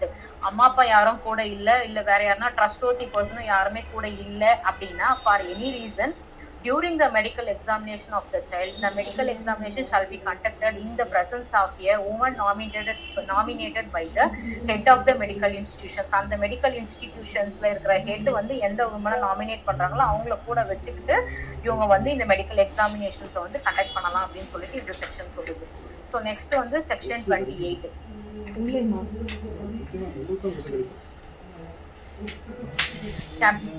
Special code, designation of special codes. 28 class 1. For the purposes of providing a speedy trial, the state government shall, in consultation with the Chief Justice of the High Court, by notification in the official gazette, designate for each district a court of session to be a special court to try the offences. என்ன சொல்றாங்கன்னா, ஒரு offences மெயினா special கோர்ட்ன்றது constitute எதுக்காக நம்ம பண்றோம் அப்படின்னா, ஒரு கேஸ்ல வந்து ஸ்பீடி ட்ரையல் நடக்கணும், ஜட்மெண்ட் வந்து கிடைக்கணும் அப்படின்றதுனால தான் ஒரு ஸ்பெஷல் கோர்ட்டே அவங்க கான்ஸ்டியூட் பண்றாங்க. அட் த சேம் டைம் அஃபென்சஸுமே நிறைய நடக்குது. ஸோ அதுக்காக வந்து நம்ம ஜெனரல் கோர்ட்ல போட்டோம் அப்படின்னா வந்து ரொம்ப டிலே ஆகுது, அதனால ஒரு ஸ்பெஷல் கோர்ட்டை கான்ஸ்டியூட் பண்ணுங்கன்னு சொல்லிட்டு ஒரு ஸ்பெஷல் கோர்ட்டை கான்ஸ்டியூட் பண்றாங்க. அது வந்து ஸ்டேட் கவர்மெண்ட் வந்து அவங்க பண்றாங்கன்னும் போது ஹைகோர்ட் சீஃப் ஜஸ்டிஸ் உடைய கன்சல்டேஷன் பண்ணி அதை ஒரு அபிஷியல் கெசெட்ல அவங்க வந்து அதை பப்ளிஷ் பண்ணி ஈச் டிஸ்ட்ரிக்ட்னு சொல்லிட்டு ஒரு ஸ்பெஷல் கோர்ட் வந்து அவங்க கான்ஸ்டியூட் பண்ணணும். அது வந்து கோர்ட் ஆஃப் செஷனை வந்து அவங்க ஸ்பெஷல் கோர்ட்டா வந்து அவங்க கன்சிடர் பண்ணுவாங்க. கோர்ட் ஆஃப் செஷன்ஸை I will be considered as a special court அப்படின்ட்டு எடுத்துட்டு வருவாங்க. Provided that if a court of session is notified as a children's court under the Commissions for Protection of Child Rights or a special court designated for similar purposes under any other law, for the time being in force, such court shall be deemed to be a special court. இதுல என்ன சொல்றாங்க அப்படின்னா, court of sessions வந்து எல்லா கேசஸுமே அதில் deal பண்ணுவாங்க. Not only child cases, அதில் எல்லா கேசஸுமே அதில் டீல் பண்ணுவாங்க. ஸோ அந்த மாதிரி கோர்ட்ல சில்ட்ரன்ஸ் கோர்ட் அதை வந்து நோட்டிஃபை பண்ணலாம். அப்படி இல்லை அப்படின்னா அதுக்குன்னு தனியா ஒரு ஸ்பெஷல் கோர்ட்டை டெசிக்னேட் பண்ணி பண்றாங்க அப்படின்னா that court has been treated as a special கோர்ட்னு சொல்றாங்க இதுல. Next, while trying an offence under this act, special court shall also try an offence other than the offence referred to in subsection with which the accused may be charged at the same trial. அதாவது ஒரு accused வந்து சிஆர்பிசிலையும் offence வந்து commit ஆயிருக்கிறாரு, போக்சோலையும் commit ஆயிருக்கிறாரு அப்படின்னா court of sessions வந்து சிஆர்பிசியில் உண்டான cases அவங்க deal பண்றாங்க அப்படின்னா so automatically that may be considered as a special court. அங்கே இல்லை அப்படின்னா ஸோ இந்த கோர்ட் தான் டீல் பண்ணுது அப்படின்னா ஸோ இந்த ஆக்டையுமே அதில் அவங்க கிளப் பண்ணி போக்சோ ஆக்ட் இது ரெண்டுத்தையுமே ஒன்னா டீல் பண்ணி அந்த செஷன் ட்ரையலை வந்து அவங்க கண்டக்ட் பண்ணலாம் அப்படின்னு சொல்றாங்க. So next, the special court constituted under this act, notwithstanding anything in the Information Technology Act, shall have jurisdiction to try offences under 67 of B of the Act, insofar as it relates to publication, transmission, sexually explicit material depicting children in any act or conduct or manner or facilitates abuse of children online. IT act section 67ல பார்த்தீங்கன்னா only relates to வந்து child தான். ஒரு குழந்தைய பற்றின ஒரு பப்ளிகேஷனோ இல்லை அந்த பொர்னோகிராஃபிக் இன்ஃபர்மேஷன் அவங்க மொபைலில் வச்சுட்டு இருக்கிறதோ அதை ஒரு மொபைல்லேருந்து இன்னொரு மொபைலுக்கு அதை அவங்க டிரான்ஸ்மிட் பண்ணுறதோ அதை வந்து ஒரு செக்ஷுவலி எக்ஸ்பிளிட் மெட்டீரியலாக ஒரு என்ன ஒரு போலியான ஒரு சித்திரம் மாதிரி அந்த குழந்தை ஃபேஸ் ஒரு மாதிரி இருக்கும், உடம்பு வேற மாதிரி இருக்கும், அந்த மாதிரி அவங்க டிபிக் பண்ணுறது. ஸோ இது எல்லாமே பார்த்தீங்கன்னா ஐடி ஆக்டுக்கு கீழே வரும். ஸோ அந்த ஐடி ஆக்டுமே வந்து அஃபென்சஸ் அண்டர் அகேன்ஸ்ட் வந்து போக்சோன்ற ஒரு ஸ்பெஷல் கோர்ட்டுக்கு கீழே டீல் பண்ணலாம் அப்படின்னு சொல்லிட்டு இந்த செக்ஷன் சொல்றாங்க. ஸ்பெஷல் கோர்ட் இதை டீல் பண்றதுக்கான அத்தாரிட்டி இருக்குதுன்னு செக்ஷன் 28ல சொல்றாங்க. So next section 29, presumption as to certain offences where a person is prosecuted for committing or abetting or attempting or to commit any offence under section 3, 5, 7 and 9, the special court shall presume such person has committed the offence unless the contrary is proved. ஒரு person வந்து sexually assault இல்லை பண்ண penetrative sexually assault இல்லை aggravated penetrative sexual assault பண்ணுறாரு, இல்லை தூண்டப்படுறாரு, abet பண்ணுறாரு, இல்லை முயற்சி பண்ணுறாரு, அட்டம்ப்டிங் அப்படின்னா ஸ்பெஷல் கோர்ட்டு ஷல் ப்ரெஸ்யூம் என்ன ப்ரெஸ்யூம் பண்ணிக்கோன்னா சச் பர்சன் ஹஸ் கமிட்டட், அந்த பர்சன் தான் அந்த அஃபென்ஸை கமிட் பண்ணாருன்னு சொல்லிட்டு இந்த செக்ஷன்ல அதை வந்து ப்ரெஸ்யூம் பண்ணிக்கலாம் இந்த கோர்ட் அப்படின்னு சொல்லிட்டு சொல்றாங்க. Unless the contrary is proved அப்படின்னா குற்றம் செய்யல அப்படின்னு நிரூபிச்சா மட்டும் ஓகே. அப்படி இல்லை அப்படின்னா the court itself presume offense has been committed under these sections அப்படின்ற மாதிரி கோர்ட்டே வந்து ப்ரிசீவ் பண்ணிக்கும் இந்த செக்ஷன்ஸை மட்டும் அப்படின்ட்டு சொல்றாங்க இதுல. Section 3, 5, 7 and 9. So next section வந்து 30, presumption of culpable mental state. 30 class 1, in any prosecution for any offense under this act which requires a culpable mental state on the part of the accused, the special court shall presume the existence of such mental state, but it shall be a defense for the accused to prove that fact that he had no such mental state with respect to the act charged as an offense. இதுல என்ன சொல்றாங்கன்னா, ஒரு குற்ற மனநிலையில ஒருத்தர் இருக்கிறாரு அப்படின்னா, பண்ணிருக்கிறாரு அப்படின்னா அதை வந்து ஸ்பெஷல் கோர்ட்டே வந்து ப்ரிசீம் பண்ணிக்கும். அவர் வந்து குற்றம் பண்ற ஒரு மனநிலையில தான் இருந்தாரு, அதனாலதான் இந்த அஃபென்ஸ் வந்து கமிட் பண்ணிருக்கிறாருன்னு சொல்லிட்டு கோர்ட்டே வந்து ப்ரிசீம் பண்ணிக்கும். பட் இதுல என்னன்னு சொல்றாங்கன்னா, but it shall be a defense for the accused. அவர் வந்து நான் குற்றம் பண்ற மனநிலையில இல்ல அப்படின்ட்டு ஒரு அக்யூஸ்ட் வந்து அவர் ப்ரூவ் பண்றாரு அப்படின்னா ஓகே. அப்படி அவர் வந்து இதுல இன்னொரு நெக்ஸ்ட் கிரவுண்ட்ல சொல்லுவாங்க பாருங்க, for the purposes of this section a fact is said to be proved only where the special court believes it to exist beyond reasonable doubt. நான் குற்றம் பண்ற மனநிலையில இல்லன்னு சொல்லிட்டு சந்தேகத்துக்கு இடமின்றி நிரூபிச்சா மட்டும்தான் court it will not take as presumed. அப்படி இல்ல, நீங்க சந்தேகத்துக்கு இடமின்றி நீங்க நிரூபிக்கல அப்படின்னா கோர்ட் வந்து ப்ரிசூம் பண்ணிக்கும் நீங்க குற்றம் பண்ற மனநிலையில தான் நீங்க இருந்தீங்க அப்படின்னு சொல்லிட்டு கோர்ட்டே வந்து பிலீவ் பண்ணிக்கும், ப்ரிசூம் பண்ணிக்கும். அததான் இதுல சொல்றாங்க.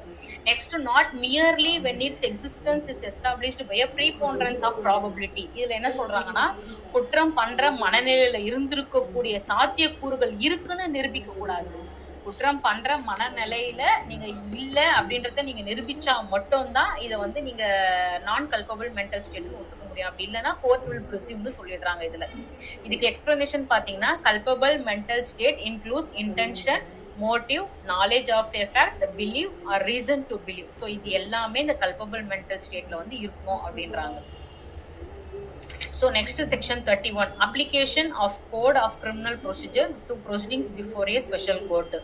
Save as otherwise provided in the act, the provisions of CRPC including the provisions as to bail and bond shall apply to the proceedings before a special court, and for the purposes of the said provisions special court shall be deemed to be a court of session, and the person conducting a prosecution before a special court shall be deemed to be a public prosecutor. இப்போ நார்மலாக இருக்கிற கோர்ட்டில் வந்து ஒரு public prosecutor இருக்கார் அப்படின்னா அவங்கள public ப்ராசிக்யூட்டர்னு சொல்லுவோம். இப்போ ஸ்பெஷல் கோர்ட்டில் இவங்கள வந்து எப்படி அசைன்மெண்ட் பண்ணுறாங்க அப்படின்னா, கோர்ட் ஆஃப் செஷன்ஸில் இருக்கிறாங்க அப்படின்னா அதே பர்சன்ஸை இப்போ ஸ்பெஷல் கோர்ட்லேயும் அவங்கள என்கேஜ் பண்ணி அவங்க பிபியாக இருக்கிறாங்கன்னா அவங்கள வந்து deemed to be a public prosecutor தான் கன்சிடர் பண்ணணும். ஸோ அதுக்கு வந்து பப்ளிக் ப்ராசிக்யூட்டருக்கு டெஃபினேஷன் பார்த்தீங்கன்னா அவங்க பிஎன்எஸ்எஸ்னே சொல்லியிருக்காங்க. ஸோ இந்த code of criminal procedure code இப்போ வந்து பிஎன்எஸ்எஸ்னே சொல்லியிருக்காங்க. ஸோ ஸ்பெஷல் கோர்ட்ல அவங்க டீல் பண்றாங்க, கோர்ட் ஆஃப் செஷன்ஸ்ல அவங்க டீல் பண்றாங்க ப்ராசிக்யூஷனுக்காக அப்படின்னா அவங்களே வந்து ஸ்பெஷல் கோர்ட்ல பப்ளிக் ப்ராசிக்யூட்டராகவே அவங்கள வந்து கன்சிடர் பண்ணணும்னு சொல்லிட்டு ஸோ இந்த செக்ஷன் வந்து சொல்லுது. செக்ஷன் நெக்ஸ்ட் வந்து செக்ஷன் 32, சாப்டர் 8, ஒரே நிமிஷம், section 32 special public prosecutors.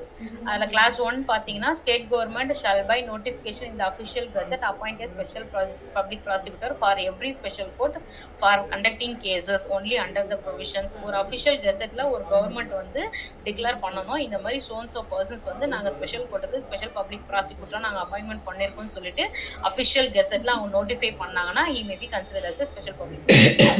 Next, a person shall be eligible to be appointed as a special public prosecutor under subsection 1 only if he had been practiced for not less than 7 years. 7 yearsக்கு கீழே அவங்க practice பண்ணி இருக்கக்கூடாது. மோர் தென் 7 years அவங்க இருந்தாங்கன்னா அவங்க வந்து special public prosecutor qualified அப்படின்ற மாதிரி இதை சொல்றாங்க. Next, third, every person appointed as a special public prosecutor under this section shall be deemed to be a public prosecutor within the meaning of CRPC and shall have effectively public ப்ராசிக்யூட்டர்ன்ற meaning வந்து சிஆர்பிஸ்ல என்ன சொல்லியிருக்காங்க அதே தான் இங்கேயுமே உங்களுக்கு applicable ஆகும். ஸோ அவங்க தான் வந்து ஸ்பெஷல் பப்ளிக் ப்ராசிக்யூட்டர்னு சொல்லிட்டு கன்சிடர் பண்ணணும்னு சொல்றாங்க. Next chapter 8 procedure and powers of special courts and recording evidence. So ஒரு ஸ்பெஷல் கோர்ட்டுக்கு உண்டான பவர்ஸ், ஒரு எவிடன்ஸை வந்து எப்படி ரெக்கார்ட் பண்ணணும் அப்படின்னு சொல்லிட்டு செக்ஷன் 33ல சொல்றாங்க.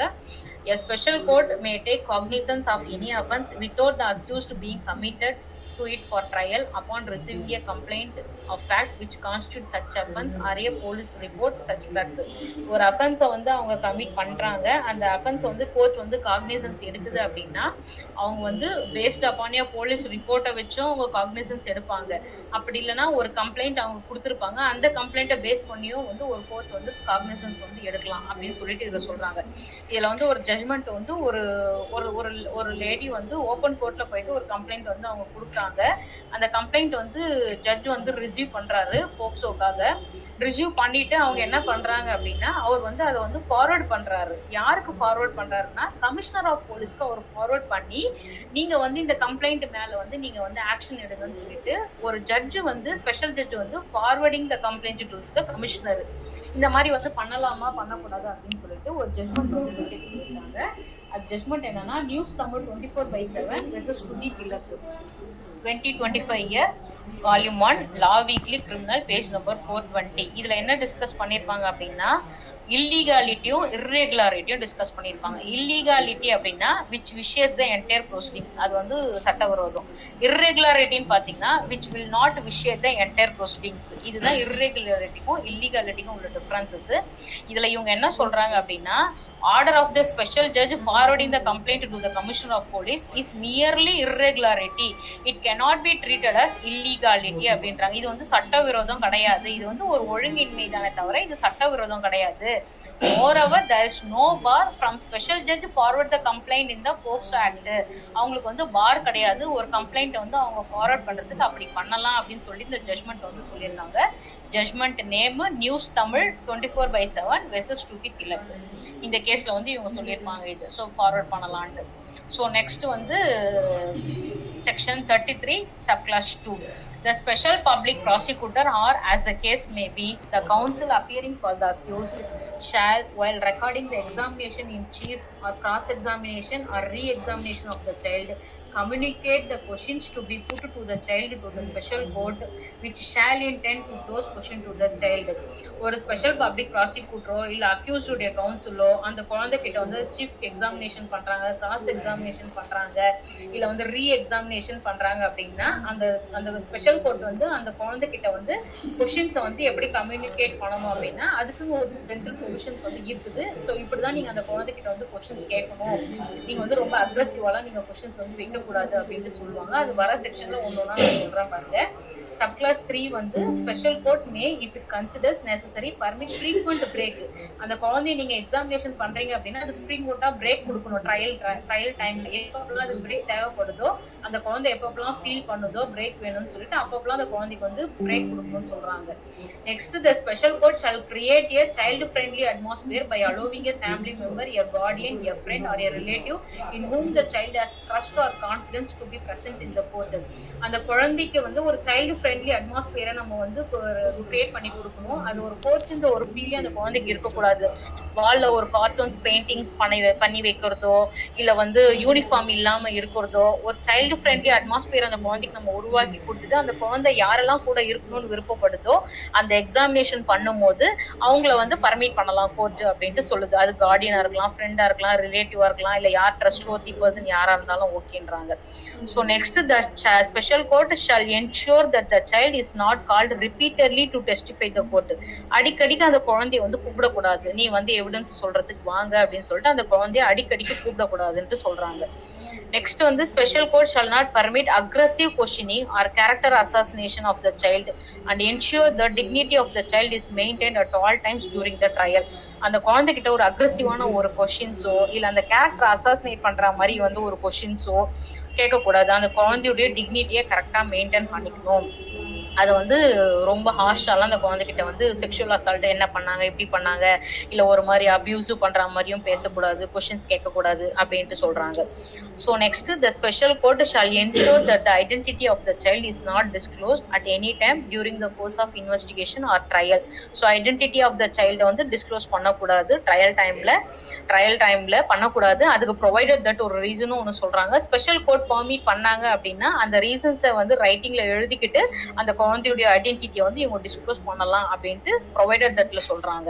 அதுக்கு ஒரு எக்ஸ்பிளனேஷனும் சொல்றாங்க. For the purposes of the subsection, the identity of the child shall include the identity of the child, family, school, relative, neighborhood or any other information by which the identity of the child may be revealed. So இந்த informations வந்து குழந்தை பற்றின உண்மை, பேர், school, எங்கே படிக்கிறா, எவ்வளோ mark எடுத்திருக்கிறா, அந்த பொண்ணு எந்த ஊர், ஸோ இது எதையுமே வந்து அவங்க வந்து டிஸ்க்ளோஸ் பண்ணக்கூடாது அப்படின்ட்டு சொல்கிறாங்க. In appropriate cases, the special court may, in addition to the punishment, direct payment of such compensation as may be prescribed to the child for any physical or mental trauma caused to him or for immediate rehabilitation. ஒரு சில கேசஸ்ல வந்து special court வந்து feel பண்ணாங்க, இந்த குழந்தைக்கு வந்து ஒரு punishment வந்து ஒரு காம்பன்சேஷனாக கூட நம்ம கொடுக்கணும் அப்படின்ட்டு சொல்லும் போது இந்த குழந்தைக்கு அந்த காம்பன்சேஷன் வந்து இன்கேஸ் அந்த குழந்தை ஒரு ஆசிட் அட்டாக் விக்டிமா இருக்கலாம், இல்லை ரேப் விக்டிமா இருக்கலாம், இல்லை ஃபிசிக்கல் அபியூஸ் விக்டிமா இருக்கலாம், செக்ஷுவல் அசால்ட் விக்டிமா இருக்கலாம். ஸோ அதுக்கு வந்து ஒரு காம்பன்சேஷன் வந்து கொடுக்கணும். அது வந்து பிசிக்கல் அந்த மென்டல் ட்ராமால இருந்து அந்த குழந்தை வந்து வெளியில வரணும் அப்படின்றதுக்காக ஒரு காம்பன்சேஷன் வந்து அவாய்ட் பண்ணலாம். அப்படி இல்லைன்னா அந்த குழந்தைக்கு இமீடியட்டா ஒரு ரீஹபிலிட்டேஷன் தேவை, ரொம்ப மென்டல் ஸ்ட்ரெஸ்ஃபுல்லா இருக்குது, அதுக்கு ஒரு ரீஹபிலிட்டேஷன் தேவை அப்படின்னா அதையும் வந்து அவங்க வந்து கொடுக்கணும் அப்படின்ட்டு சொல்றாங்க. செக்ஷன் 33 கிளாஸ் 8ல. Sub clause next 9, subject to the provisions of this act, a special court shall, for the purposes of the trial of any offence under this act, have all the powers of a court of session, shall try such offence as if it were a court of session, and as far as may be in accordance with the procedure specified in CRPC for trial before a court of session. இதில் என்ன சொல்கிறாங்க அப்படின்னா, இந்த court of செஷன்ஸ்க்கு definition பார்த்தீங்கன்னா section 8 பிஎன்எஸ்எஸ்ல அவங்க சொல்லியிருப்பாங்க. So இந்த court of செஷன்ஸில் என்னென்ன அஃபென்சஸ்லாம் அவங்க ட்ரையபிள் பண்ணுறாங்களோ ஸோ அது எல்லாமே வந்து ஸ்பெஷல் கோர்ட்லேயும் அவங்க வந்து பண்ணலாம். இன்கேஸ் ஒரு அக்யூஸ்ட் வந்து ரேப்பும் பண்ணியிருப்பான், ஐடி ஆக்ட் அஃபென்ஸும் பண்ணியிருப்பான், அந்த குழந்தை ரேப் பண்ணி அந்த இமேஜ் வீடியோவை அவன் வந்து பப்ளிக்காக அவன் வந்து பப்ளிஷ் பண்ணியிருப்பான், அவன் வந்து கூட்டு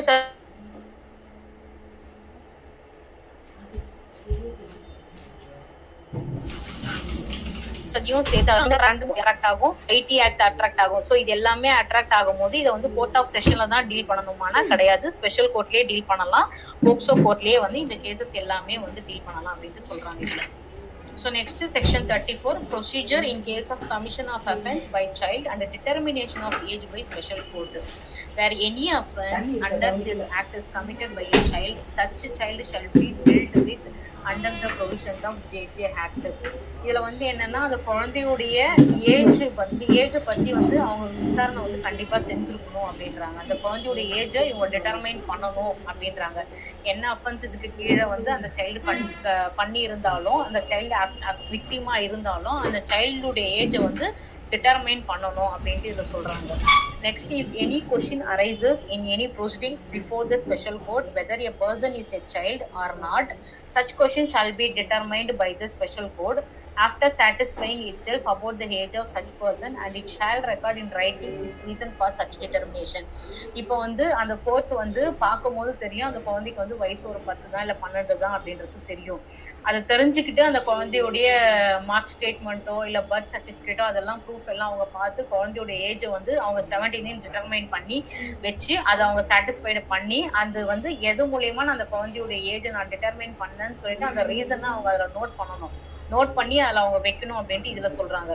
நெக்ஸ்ட் சப் கிளாஸ் 3ல no order made by the special court shall be deemed to be இன்வாலிட்னா, இப்போ இன்கேஸ் இந்த சப் கிளாஸ் 2ல அவங்க 17ன்னு சொல்லிட்டு ஏஜ் டிட்டர்மைன் பண்ணிட்டாங்க, இதுல வந்து இல்லை நாங்கள் வேற ஒரு ப்ரூஃப் நாங்கள் வச்சுருக்கிறோம், அந்த ப்ரூஃப்ல வந்து குழந்தையோட ஏஜ் வந்து 18ன்னு சொல்லிட்டு இருக்குது, ஸோ நீங்கள் அந்த முன்னாடி பண்ண 17 நீங்கள் டிட்டர்மைன் பண்ண ஏஜ் வந்து அது இன்வாலிட் ஆகுமான்னு கேட்டால் அது இன்வாலிட் ஆகாது, அதுவும் வேலிட் தான். இப்போ இவங்க சொன்ன 18ன்ற ஏஜுமே வந்து வேலிட் தான். இது ரெண்டுத்தையும் கடைசியா ட்ரையல் அவங்க டிஸ்கஸ் பண்ணி எந்த ஏஜ் வந்து கரெக்டான ஏஜ்னு சொல்லிட்டு பேஸ்ட் ஆன் டாக்குமெண்ட்ரி ப்ரூஃபை வச்சு அவங்க வந்து டிசைட் பண்ணுவாங்க. ஸோ இதுதான் இந்த செக்ஷன்ல சொல்றாங்க. ஸோ நெக்ஸ்ட் வந்து section 35 period for recording of evidence of child disposal of case. 35 class 1 the evidence of the child shall be recorded within a period of 30 days of the special court taking cognizance of the offence and reasons for delay if any shall be recorded. இவங்க special court வந்து கேஸை வந்து அவங்க எடுத்துட்டாங்க, taken on file எடுத்துட்டாங்க, cognisance எடுத்துட்டாங்க அப்படின்னா அது எடுத்த 30 நாளுக்குள்ளார அவங்க வந்து அந்த எவிடன்ஸை வந்து அவங்க ரெக்கார்ட் பண்ணணும். அப்படி இல்லை டிலே ஆகுது அப்படின்னா அந்த ரீசன் ஃபார் டிலேவை அவங்க மென்ஷன் பண்ணியே ஆகணும் ஸ்பெஷல் கோர்ட் அப்படின்னு சொல்றாங்க. Next, special court shall complete the trial as far as possible within a period of 1 year from the date of taking cognizance. Offense என்னைக்கு அவங்க cognizance எடுக்கிறாங்களோ அதுல இருந்து 1 year குள்ளார ட்ரையல வந்து as far as possible எவ்வளவு சீக்கிரம் முடிக்க முடியுமோ within 1 year குள்ளார இவங்க இதை வந்து முடிச்சிடணும் அப்படின்ட்டு சொல்றாங்க செக்ஷன் 35ல. So next section 36 child not to see accused at the time of testifying. Section 36 class 1 the special court shall ensure that the child is not exposed in any way to the accused at the time of recording of the evidence, while at the same time ensuring that the accused is in a position to hear the statement of the child and communicate with this accused with this advocate. ஒரு குழந்தை statement record பண்றாங்க, ஒரு குழந்தை witness சொல்லுது அப்படின்னா அந்த இடத்துல வந்து அக்யூஸ்ட் வந்து வியூ பாக்குற வியூல இருக்கக்கூடாது, எங்கேயாச்சும் மறைவா இருக்கிற மாதிரி இருக்கணும். ஆனா அந்த குழந்தை சொல்ற ஸ்டேட்மெண்ட்டை அவன் ஹியர் பண்ணி அவனுடைய அட்வொகேட் கிட்ட அவன் கம்யூனிகேட் பண்ணிக்கலாம், ஆனா வியூல மட்டும் இருக்கக்கூடாது அப்படின்ட்டு இதை சொல்றாங்க. சைல்டு வந்து அந்த குழந்தைய பார்க்க கூடாது அப்படின்றாங்க at the time of recording of evidence. So next, for the purpose of subsection 1, the special court may record the statement of a child through video conferencing or by utilizing single visibility mirror or curtain or any other device. நீங்க வீசல பண்றீங்க அப்படின்னாலும் அந்த குழந்தையோட ஐடென்டிட்டியும் அந்த accused கிட்ட காட்டக்கூடாது. நீங்க வந்து இன் கேஸ் ஓப்பன் கோர்ட்ல நீங்க பண்றீங்க அப்படின்னா ஒரு ஸ்கிரீன் எல்லாம் ஒன்று போட்டுட்டு அந்த சைல்டு கிட்ட இருந்து நீங்க ஸ்டேட்மெண்ட் வந்து ரெக்கார்ட் பண்ணணும். அக்யூஸ்ட் அந்த பொண்ணு அந்த குழந்தை வந்து பார்க்கக்கூடாது. அதுதான் இதுல சொல்றாங்க. Next section 37 trials to be conducted in camera proceedings பத்தி சொல்றாங்க. The special court shall try cases in camera and in the presence of the parents of the child or any person in whom the child has trust. So proceedings அவங்க பண்றாங்க, trials evidences அவங்க record பண்றாங்க அப்படின்னா அம்மா அப்பா கூட இருக்கலாம், அப்படி இல்லையா அந்த குழந்தை யார் அதிகமா நம்புதோ யார் மேல நம்பிக்கை இருக்குதோ அவங்க கூட வச்சுட்டு பண்ணலாம். எல்லா டோர்ஸும் ஓப்பன், எல்லா விண்டோஸ் எல்லாத்தையுமே வந்து க்ளோஸ் பண்ணிட்டு இன் கேமரா ப்ரொசீடிங்ஸ் அந்த குழந்தைகிட்ட வந்து ஸ்டேட்மெண்ட்ஸ் வந்து ரெக்கார்ட் பண்ணணும் அப்படின்றாங்க. Provided that where the special court is of opinion that the child needs to be examined as a place other than court, அந்த குழந்தை வந்து எனக்கு கோர்ட்டை தவிர வேற ஏதாவது பிளேஸ்ல என்னை வச்சு எக்ஸாமின் பண்ணுங்க அப்படின்ட்டு ஃபீல் பண்ணுச்சு அப்படின்னா அதுக்குமே ஒரு கமிஷன் வந்து இவங்க கான்ஸ்டியூட் பண்ணணும். shall proceed to issue a commission in accordance with the provisions of CRPC. as per CRPC இப்போ BNSS செக்ஷன் 319 படி ஒரு கமிஷன் ஒன்று ஃபார்ம் பண்ணி அந்த குழந்தைய அங்க வச்சு ஸ்டேட்மெண்ட் வந்து ரெக்கார்ட் பண்ணலாம் அப்படின்ட்டு இந்த செக்ஷன் 37ல வந்து சொல்றாங்க. So next section 38 assistance of an interpreter or expert while recording evidence of a child. Subclass 1 wherever necessary the court may take the assistance of a translator or interpreter having such qualifications, experience and payment of such fees as may be prescribed while recording the evidence of the child.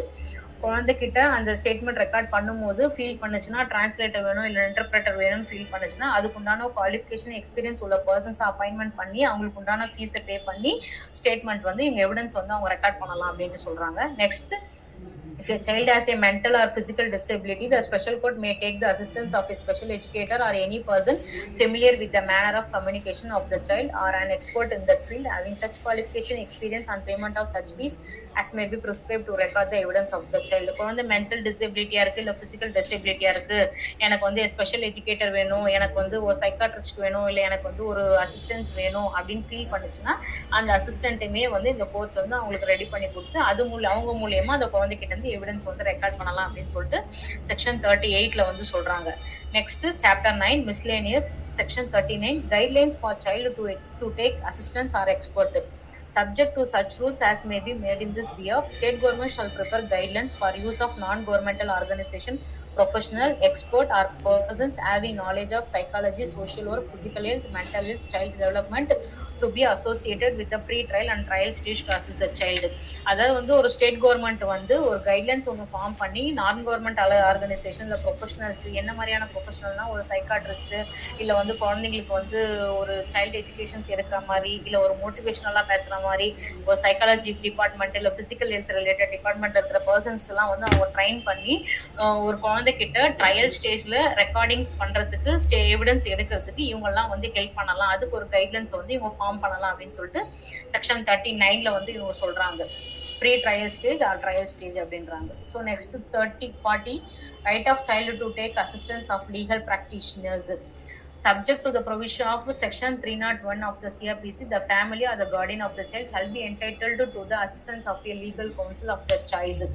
இப்போ வந்து prosecution தான் யூஸ்வலா பாத்தீங்கன்னா ஒரு விக்டிம்க்கு வந்து இருப்பாங்க. இதுல வந்து இவங்க என்ன சொல்றாங்க அப்படின்னா, அந்த குழந்தை ஃபீல் பண்ணுச்சு அப்படின்னா ஒரு லீகல் கவுன்சிலுமே வந்து அவங்க வந்து அசிஸ்ட் பண்ணிக்கலாம் அவங்க அப்படின்ற மாதிரி சொல்றாங்க. Guardian of the child shall be entitled to assistance of a legal counsel for their own choice. அவங்க வந்து இந்த ஆக்டுக்கு எந்த அஃபென்ஸ் பண்ணிருந்தாலுமே கூட அவங்க வந்து ஒரு லீகல் கவுன்சிலுடைய அசிஸ்டன்ஸ் வந்து அவங்க வந்து ஹெல்ப் பண்ணிக்கலாம் அப்படின்ற மாதிரி சொல்றாங்க. இதுல ப்ரொவைடட் தட் சொல்றாங்க, if the family or guardian வந்து unable to afford legal counsel, ஒரு லீகல் கவுன்சில அவங்களால அஃபோர்ட் பண்ண முடியல அப்படின்னா லீகல் சர்வீஸ் அத்தாரிட்டி கூட இவங்களுக்கு வந்து ப்ரொவைட் பண்ணலாம் ஒரு அசிஸ்டன்ஸ்க்கு, ஒரு அட்வொகேட் அப்படின்ற மாதிரி சொல்றாங்க section 40ல. So next section 41, provisions of section 3 to 13 not to apply in certain cases. இந்த 3 to 13 என்ன ஏன் நாட் அப்ளை அப்படின்னா இது எல்லாமே sexual assault, penetrative sexual assault, aggravated. இது ஏன் not apply in cases of medical examination or medical treatment of a child when such examination or medical treatment is undertaken with the consent of his parents or guardian. இது ஏன் not apply அப்படின்றாங்கன்னா, அந்த குழந்தைய வந்து medical எக்ஸாமினேஷனோ இல்லை medical ட்ரீட்மெண்ட்டோ வந்து பண்றாங்க அப்படின்னா இவங்களெல்லாம் வந்து இவங்களை வந்து ஒன் ஆஃப் த விட்னஸஸாக வந்து ஆட் பண்றாங்க, இல்லை இவங்க மேல கேசஸ் அலிகேஷன்ஸ் சொல்லி இவங்களெல்லாம் வந்து ஒன் ஆஃப் த அஃபெண்டர் மாதிரி இவங்கெல்லாம் வந்து ஆக்குறாங்க. ஸோ அதனால யாரெல்லாம் அந்த குழந்தைக்கு ட்ரீட்மெண்ட் பண்றாங்களோ, மெடிக்கல் எக்ஸாமினேஷன்ஸ் பண்றாங்களோ அவங்களுக்குலாம் வந்து இது அப்ளை ஆகாது இந்த ப்ரொவிஷன்ஸ் சொல்றாங்க. செக்ஷன் 3 to 13 அஃபென்சஸ் கமிட் பண்ணி இவங்க இதை ட்ரீட் பண்றாங்க அப்படின்னா இவங்களுக்கு இது அப்ளை ஆகாதுன்றாங்க. So next 42 வந்து alternate punishment, where an act or omission constitute an offense punishable under this act, also under sections பாத்தீங்கன்னா BNSSல 199, 75, 76, 77, 78, 143, 144. ஸோ இந்த செக்ஷன்ஸ் எல்லாத்துக்குமே வந்து ஒரு அல்டர்னேட்டிவ் பனிஷ்மெண்ட்ஸ் வந்து கொடுத்துருப்பாங்க. Or section 670 B of Information Technology Act. Then, notwithstanding anything contained in any law for the time being enforced, the offender found guilty of such offense shall be liable to punishment under this act or under the IPC provides for punishment which is greater in degree. இதுல என்ன சொல்றாங்க அப்படின்னா, இந்த IPC offenses பண்ணிருக்காங்க, போக்சோலையும் offenses பண்ணிருக்காங்க, ID ஆக்ட்லயும் offences பண்ணிருக்காங்கன்னா எந்த offences கீழே இவங்களுக்கு பனிஷ்மெண்ட் கொடுக்கறது அப்படின்னு சொல்லிட்டு சொல்றாங்க. பாத்தீங்க அப்படின்னா இதுல எது கிரேட்டர் பனிஷ்மெண்ட்டோ இருக்கோ அந்த கிரேட்டர் பனிஷ்மெண்ட் தான் அந்த அக்யூஸ்டுக்கு வந்து கொடுக்கணும் அப்படின்ட்டு வந்து சொல்றாங்க. இது வந்து என்னன்னா Alok Srivastava versus union of India இந்த கேசஸ்ல வந்து சுப்ரீம் கோர்ட் வந்து சொல்லியிருப்பாங்க. அதுக்கு ஒரு கைட்லைன்ஸே வந்து ஃப்ரேம் பண்ணியிருப்பாங்க, எப்படி வந்து இவங்களுக்கு வந்து சென்டென்ஸ் கொடுக்கலாம் அப்படின்ட்டு சொல்லியிருப்பாங்க. அதாவது வந்து ஐபிசிலேயே அவங்க 376 அஃபென்ஸ் மேட் பண்ணியிருப்பாங்க, இல்லை போக்சோலையும் அவங்க வந்து செக்ஷுவல் அசால்ட் பண்ணியிருப்பாங்க, ஐடி ஆக்ட்ல வந்து அவங்க ஆன்லைன்ல வந்து அந்த இதுவெல்லாம் இமேஜ் எல்லாம் வந்து அவங்க பப்ளிசைஸ் பண்ணியிருப்பாங்க. அப்படின்னா இதுல வந்து போக்சோ ஆக்ட்ல டெத் பெனால்ட்டி சிவியர் பெனால்ட்டியா இருக்குது அப்படின்னா ஸோ வந்து நீங்க டெத் பெனால்ட்டி மட்டும் தான் நீங்க கொடுக்கணும் அப்படின்ட்டு இந்த அல்டர்னேட் பனிஷ்மெண்ட்ன்ற செக்ஷன்ஸ்ல வந்து இவங்க சொல்றாங்க. Gyanendra Singh alias Raja Singh with state of யூபியில வந்து 2025 லைவ்லா சுப்ரீம் கோர்ட் SCC 299 என்ன சொல்றாங்கன்னா, which sentence should be greater punishment in IPC, juvenile justice act, IT act, POCSO ஆக்ட்ல that should be imposed by trial court ன்னு சொல்லிடுறாங்க. இதுல எது கிரேட்டர் பனிஷ்மெண்டா இருக்கோ நீங்க அந்த பனிஷ்மெண்ட்டை தான் நீங்க இம்போஸ் பண்ணணும் அந்த அக்யூஸ்டுக்குன்னு சொல்லிட்டு இந்த செக்ஷன்ல சொல்றாங்க 42. ஸோ நெக்ஸ்ட் வந்து 42ல வந்து ஏ இருக்குது. இந்த 42A வந்து criminal law amendment after Nirbhaya கேஸ்க்கு அப்புறமா இந்த செக்ஷன் 42A வந்து இன்சர்ட் பண்ணியிருக்கிறாங்க. இது என்ன அப்படின்னா, act not in derogation or of any other law. The provisions of this act shall be in addition to or not in derogation of the provisions of any other law for the time being in force, and in case of any inconsistency, the provisions of this act shall have overriding effect on the provisions of any such law to the extent of the inconsistency. இது என்னன்னா, மற்ற சட்டங்களுக்கு இந்த சட்டம் வந்து குறைவானது கிடையாது அப்படின்ட்டு இந்த 42A வந்து சொல்றாங்க. இதுலயே பாத்தீங்க அப்படின்னா உங்களுக்கு வந்து இப்போ பெயில் ஏபி பெயில்லாம் வந்து இருக்குது. அது வந்து ஸ்பெஷல் கோர்ட்ல வந்து வருமா அப்படின்னு கேட்டீங்க அப்படின்னா அது வந்து ஒரு கேஸ்ல வந்து டிசைட் பண்ணியிருக்காங்க. இப்போ நிறைய பேர் வந்து போக்சோ கேஸ்ல வந்து ஏபி வந்து நம்ம அப்ளை பண்றோம் அப்படின்னா டிஸ்ட்ரிக்ட் கோர்ட்ல நீங்க போயிட்டு போடுங்க, இல்ல வந்து நீங்க இந்த ஸ்பெஷல் கோர்ட்ல தான் அது வந்து மெயின்டெனபிள் ஆகும் அப்படின்ட்டு சொல்லிலாம் ரிட்டர்ன் பண்ணுவாங்க. ஸோ இது ஆக்சுவலா இதை வந்து என்னன்னா இது வந்து ஒரு கேஸ்ல வந்து அவங்க டிசைட் பண்ணியிருக்காங்க. அது என்ன கேஸ் அப்படின்னு பாத்தீங்க அப்படின்னா செக்ஷன் 42A வந்து இது சொல்லியிருக்காங்க. Nagarajan versus State of Tamil Nadu, the Additional Registrar General, Madurai Bench of Madras High Court. இதுல வந்து அவங்க என்ன சொல்றாங்க அப்படின்னா ஏபி வந்து ஒருத்தவங்க வந்து ஃபைல் பண்றாங்க ஸ்பெஷல் கோர்ட்ல. அவங்க வந்து ரிட்டர்ன் பண்ணிடுறாங்க. என்னன்னா இது வந்து இங்க மெயின்டெனபிள் ஆகாது, நீங்க வந்து டிஸ்ட்ரிக்ட் செஷன்ஸ் கோர்ட்ல போய் நீங்க ஃபைல் பண்ணுங்க அப்படின்ட்டு சொல்றாங்க. டிஸ்ட்ரிக்ட் செஷன்ஸ் கோர்ட்ல எடுத்துன்னு போயிட்டு அங்க ஃபைல் பண்றாங்க. அவர் அங்க பப்ளிக் ப்ராசிக்யூட்டர் வந்து அப்ஜெக்ட் பண்றாரு. இது வந்து இங்க வராது, AP is maintainable only before the special court, not before this கோர்ட்னு சொல்லிட்டு பப்ளிக் ப்ராசிக்யூட்டர் வந்து அப்ஜெக்ட் பண்றாங்க. உடனே செஷன்ஸ் ஜட்ஜ் என்ன பண்றாங்க அப்படின்னா ஒப்பீனியன் வந்து ஹைகோர்ட்ல நம்ம வாங்கணும் அப்படின்னு சொல்லிட்டு அண்டர் செக்ஷன் 395 CRPC மூலமா அவங்க வந்து ஒப்பீனியன் வந்து சீக் பண்றாங்க. ஸோ ஒப்பீனியன் சீக் பண்ணும்போது ஹைகோர்ட் ரெஜிஸ்ட்ரி என்ன பண்ணுதுன்னா ஒரு பெஞ்ச் கான்ஸ்டியூட் பண்றாங்க. Sathyanarayanan ji and Bharathidasan ji bench constitute பண்ணி வெதர் ஏபி இஸ் மெயின்டெனபிள் அப்படின்றத கேட்கறாங்க. Issue was decide by this honourable court stated that AP in POCSO cases maintainable special court மட்டும் அப்படின்ட்டு இவங்க வந்து சொல்றாங்க. ஏபி வந்து நீங்க ஸ்பெஷல் கோர்ட்ல தான் நீங்க ஃபைல் பண்ணணும், that is maintainable under this special court. நீங்க வந்து கோர்ட் ஆஃப் செஷனுக்கு நீங்க போகணும்னு அவசியமே கிடையாது. நீங்க எந்த ஸ்பெஷல் கோர்ட்ல நீங்க கேசஸ் நீங்க கண்டக்ட் பண்றீங்களோ அங்கேயே நீங்க வந்து ஏபி மெயின்டெனபிள்னு சொல்லிட்டு இந்த பெஞ்ச் வந்து ஆர்டர் வந்து டிக்டேட் பண்றாங்க. அந்த கேஸ் தான் வந்து additional registrar general Madurai bench of Madras high court reference number 2/2020.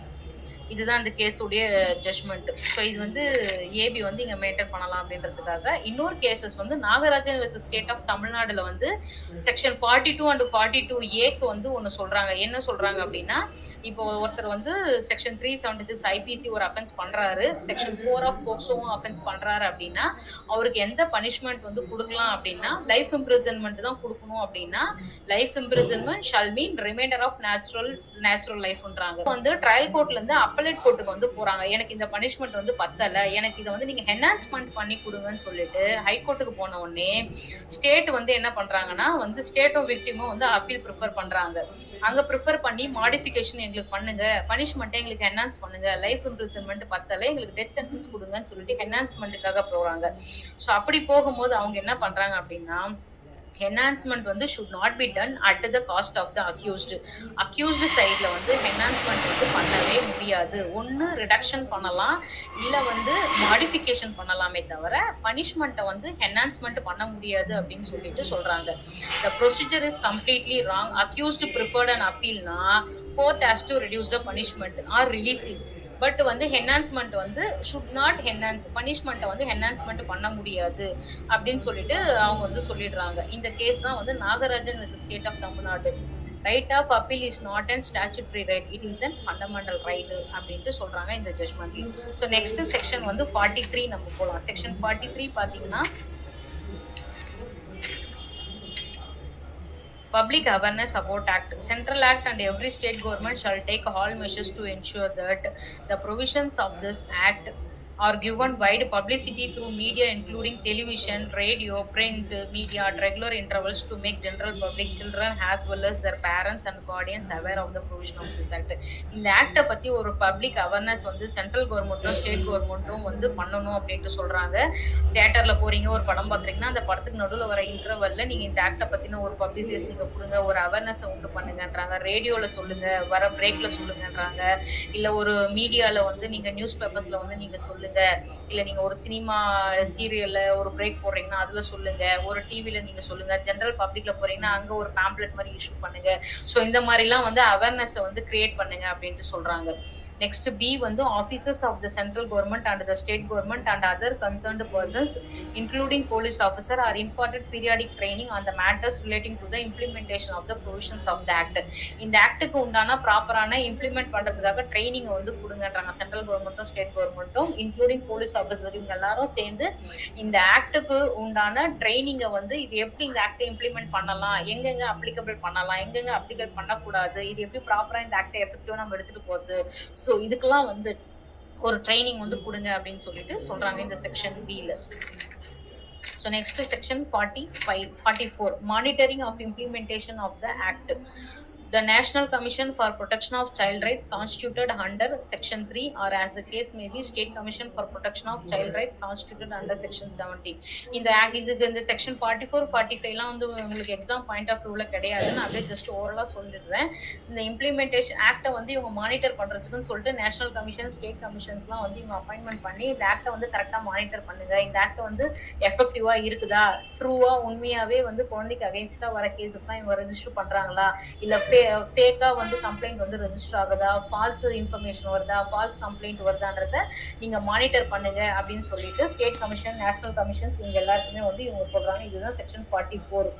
Section 45 வந்து power to make rules. Central government வந்து அஃபிஷியல் கெசட்ல வந்து ரூல்ஸை வந்து மேக் பண்ணலான்ற ஒரு பவர் கொடுக்குது.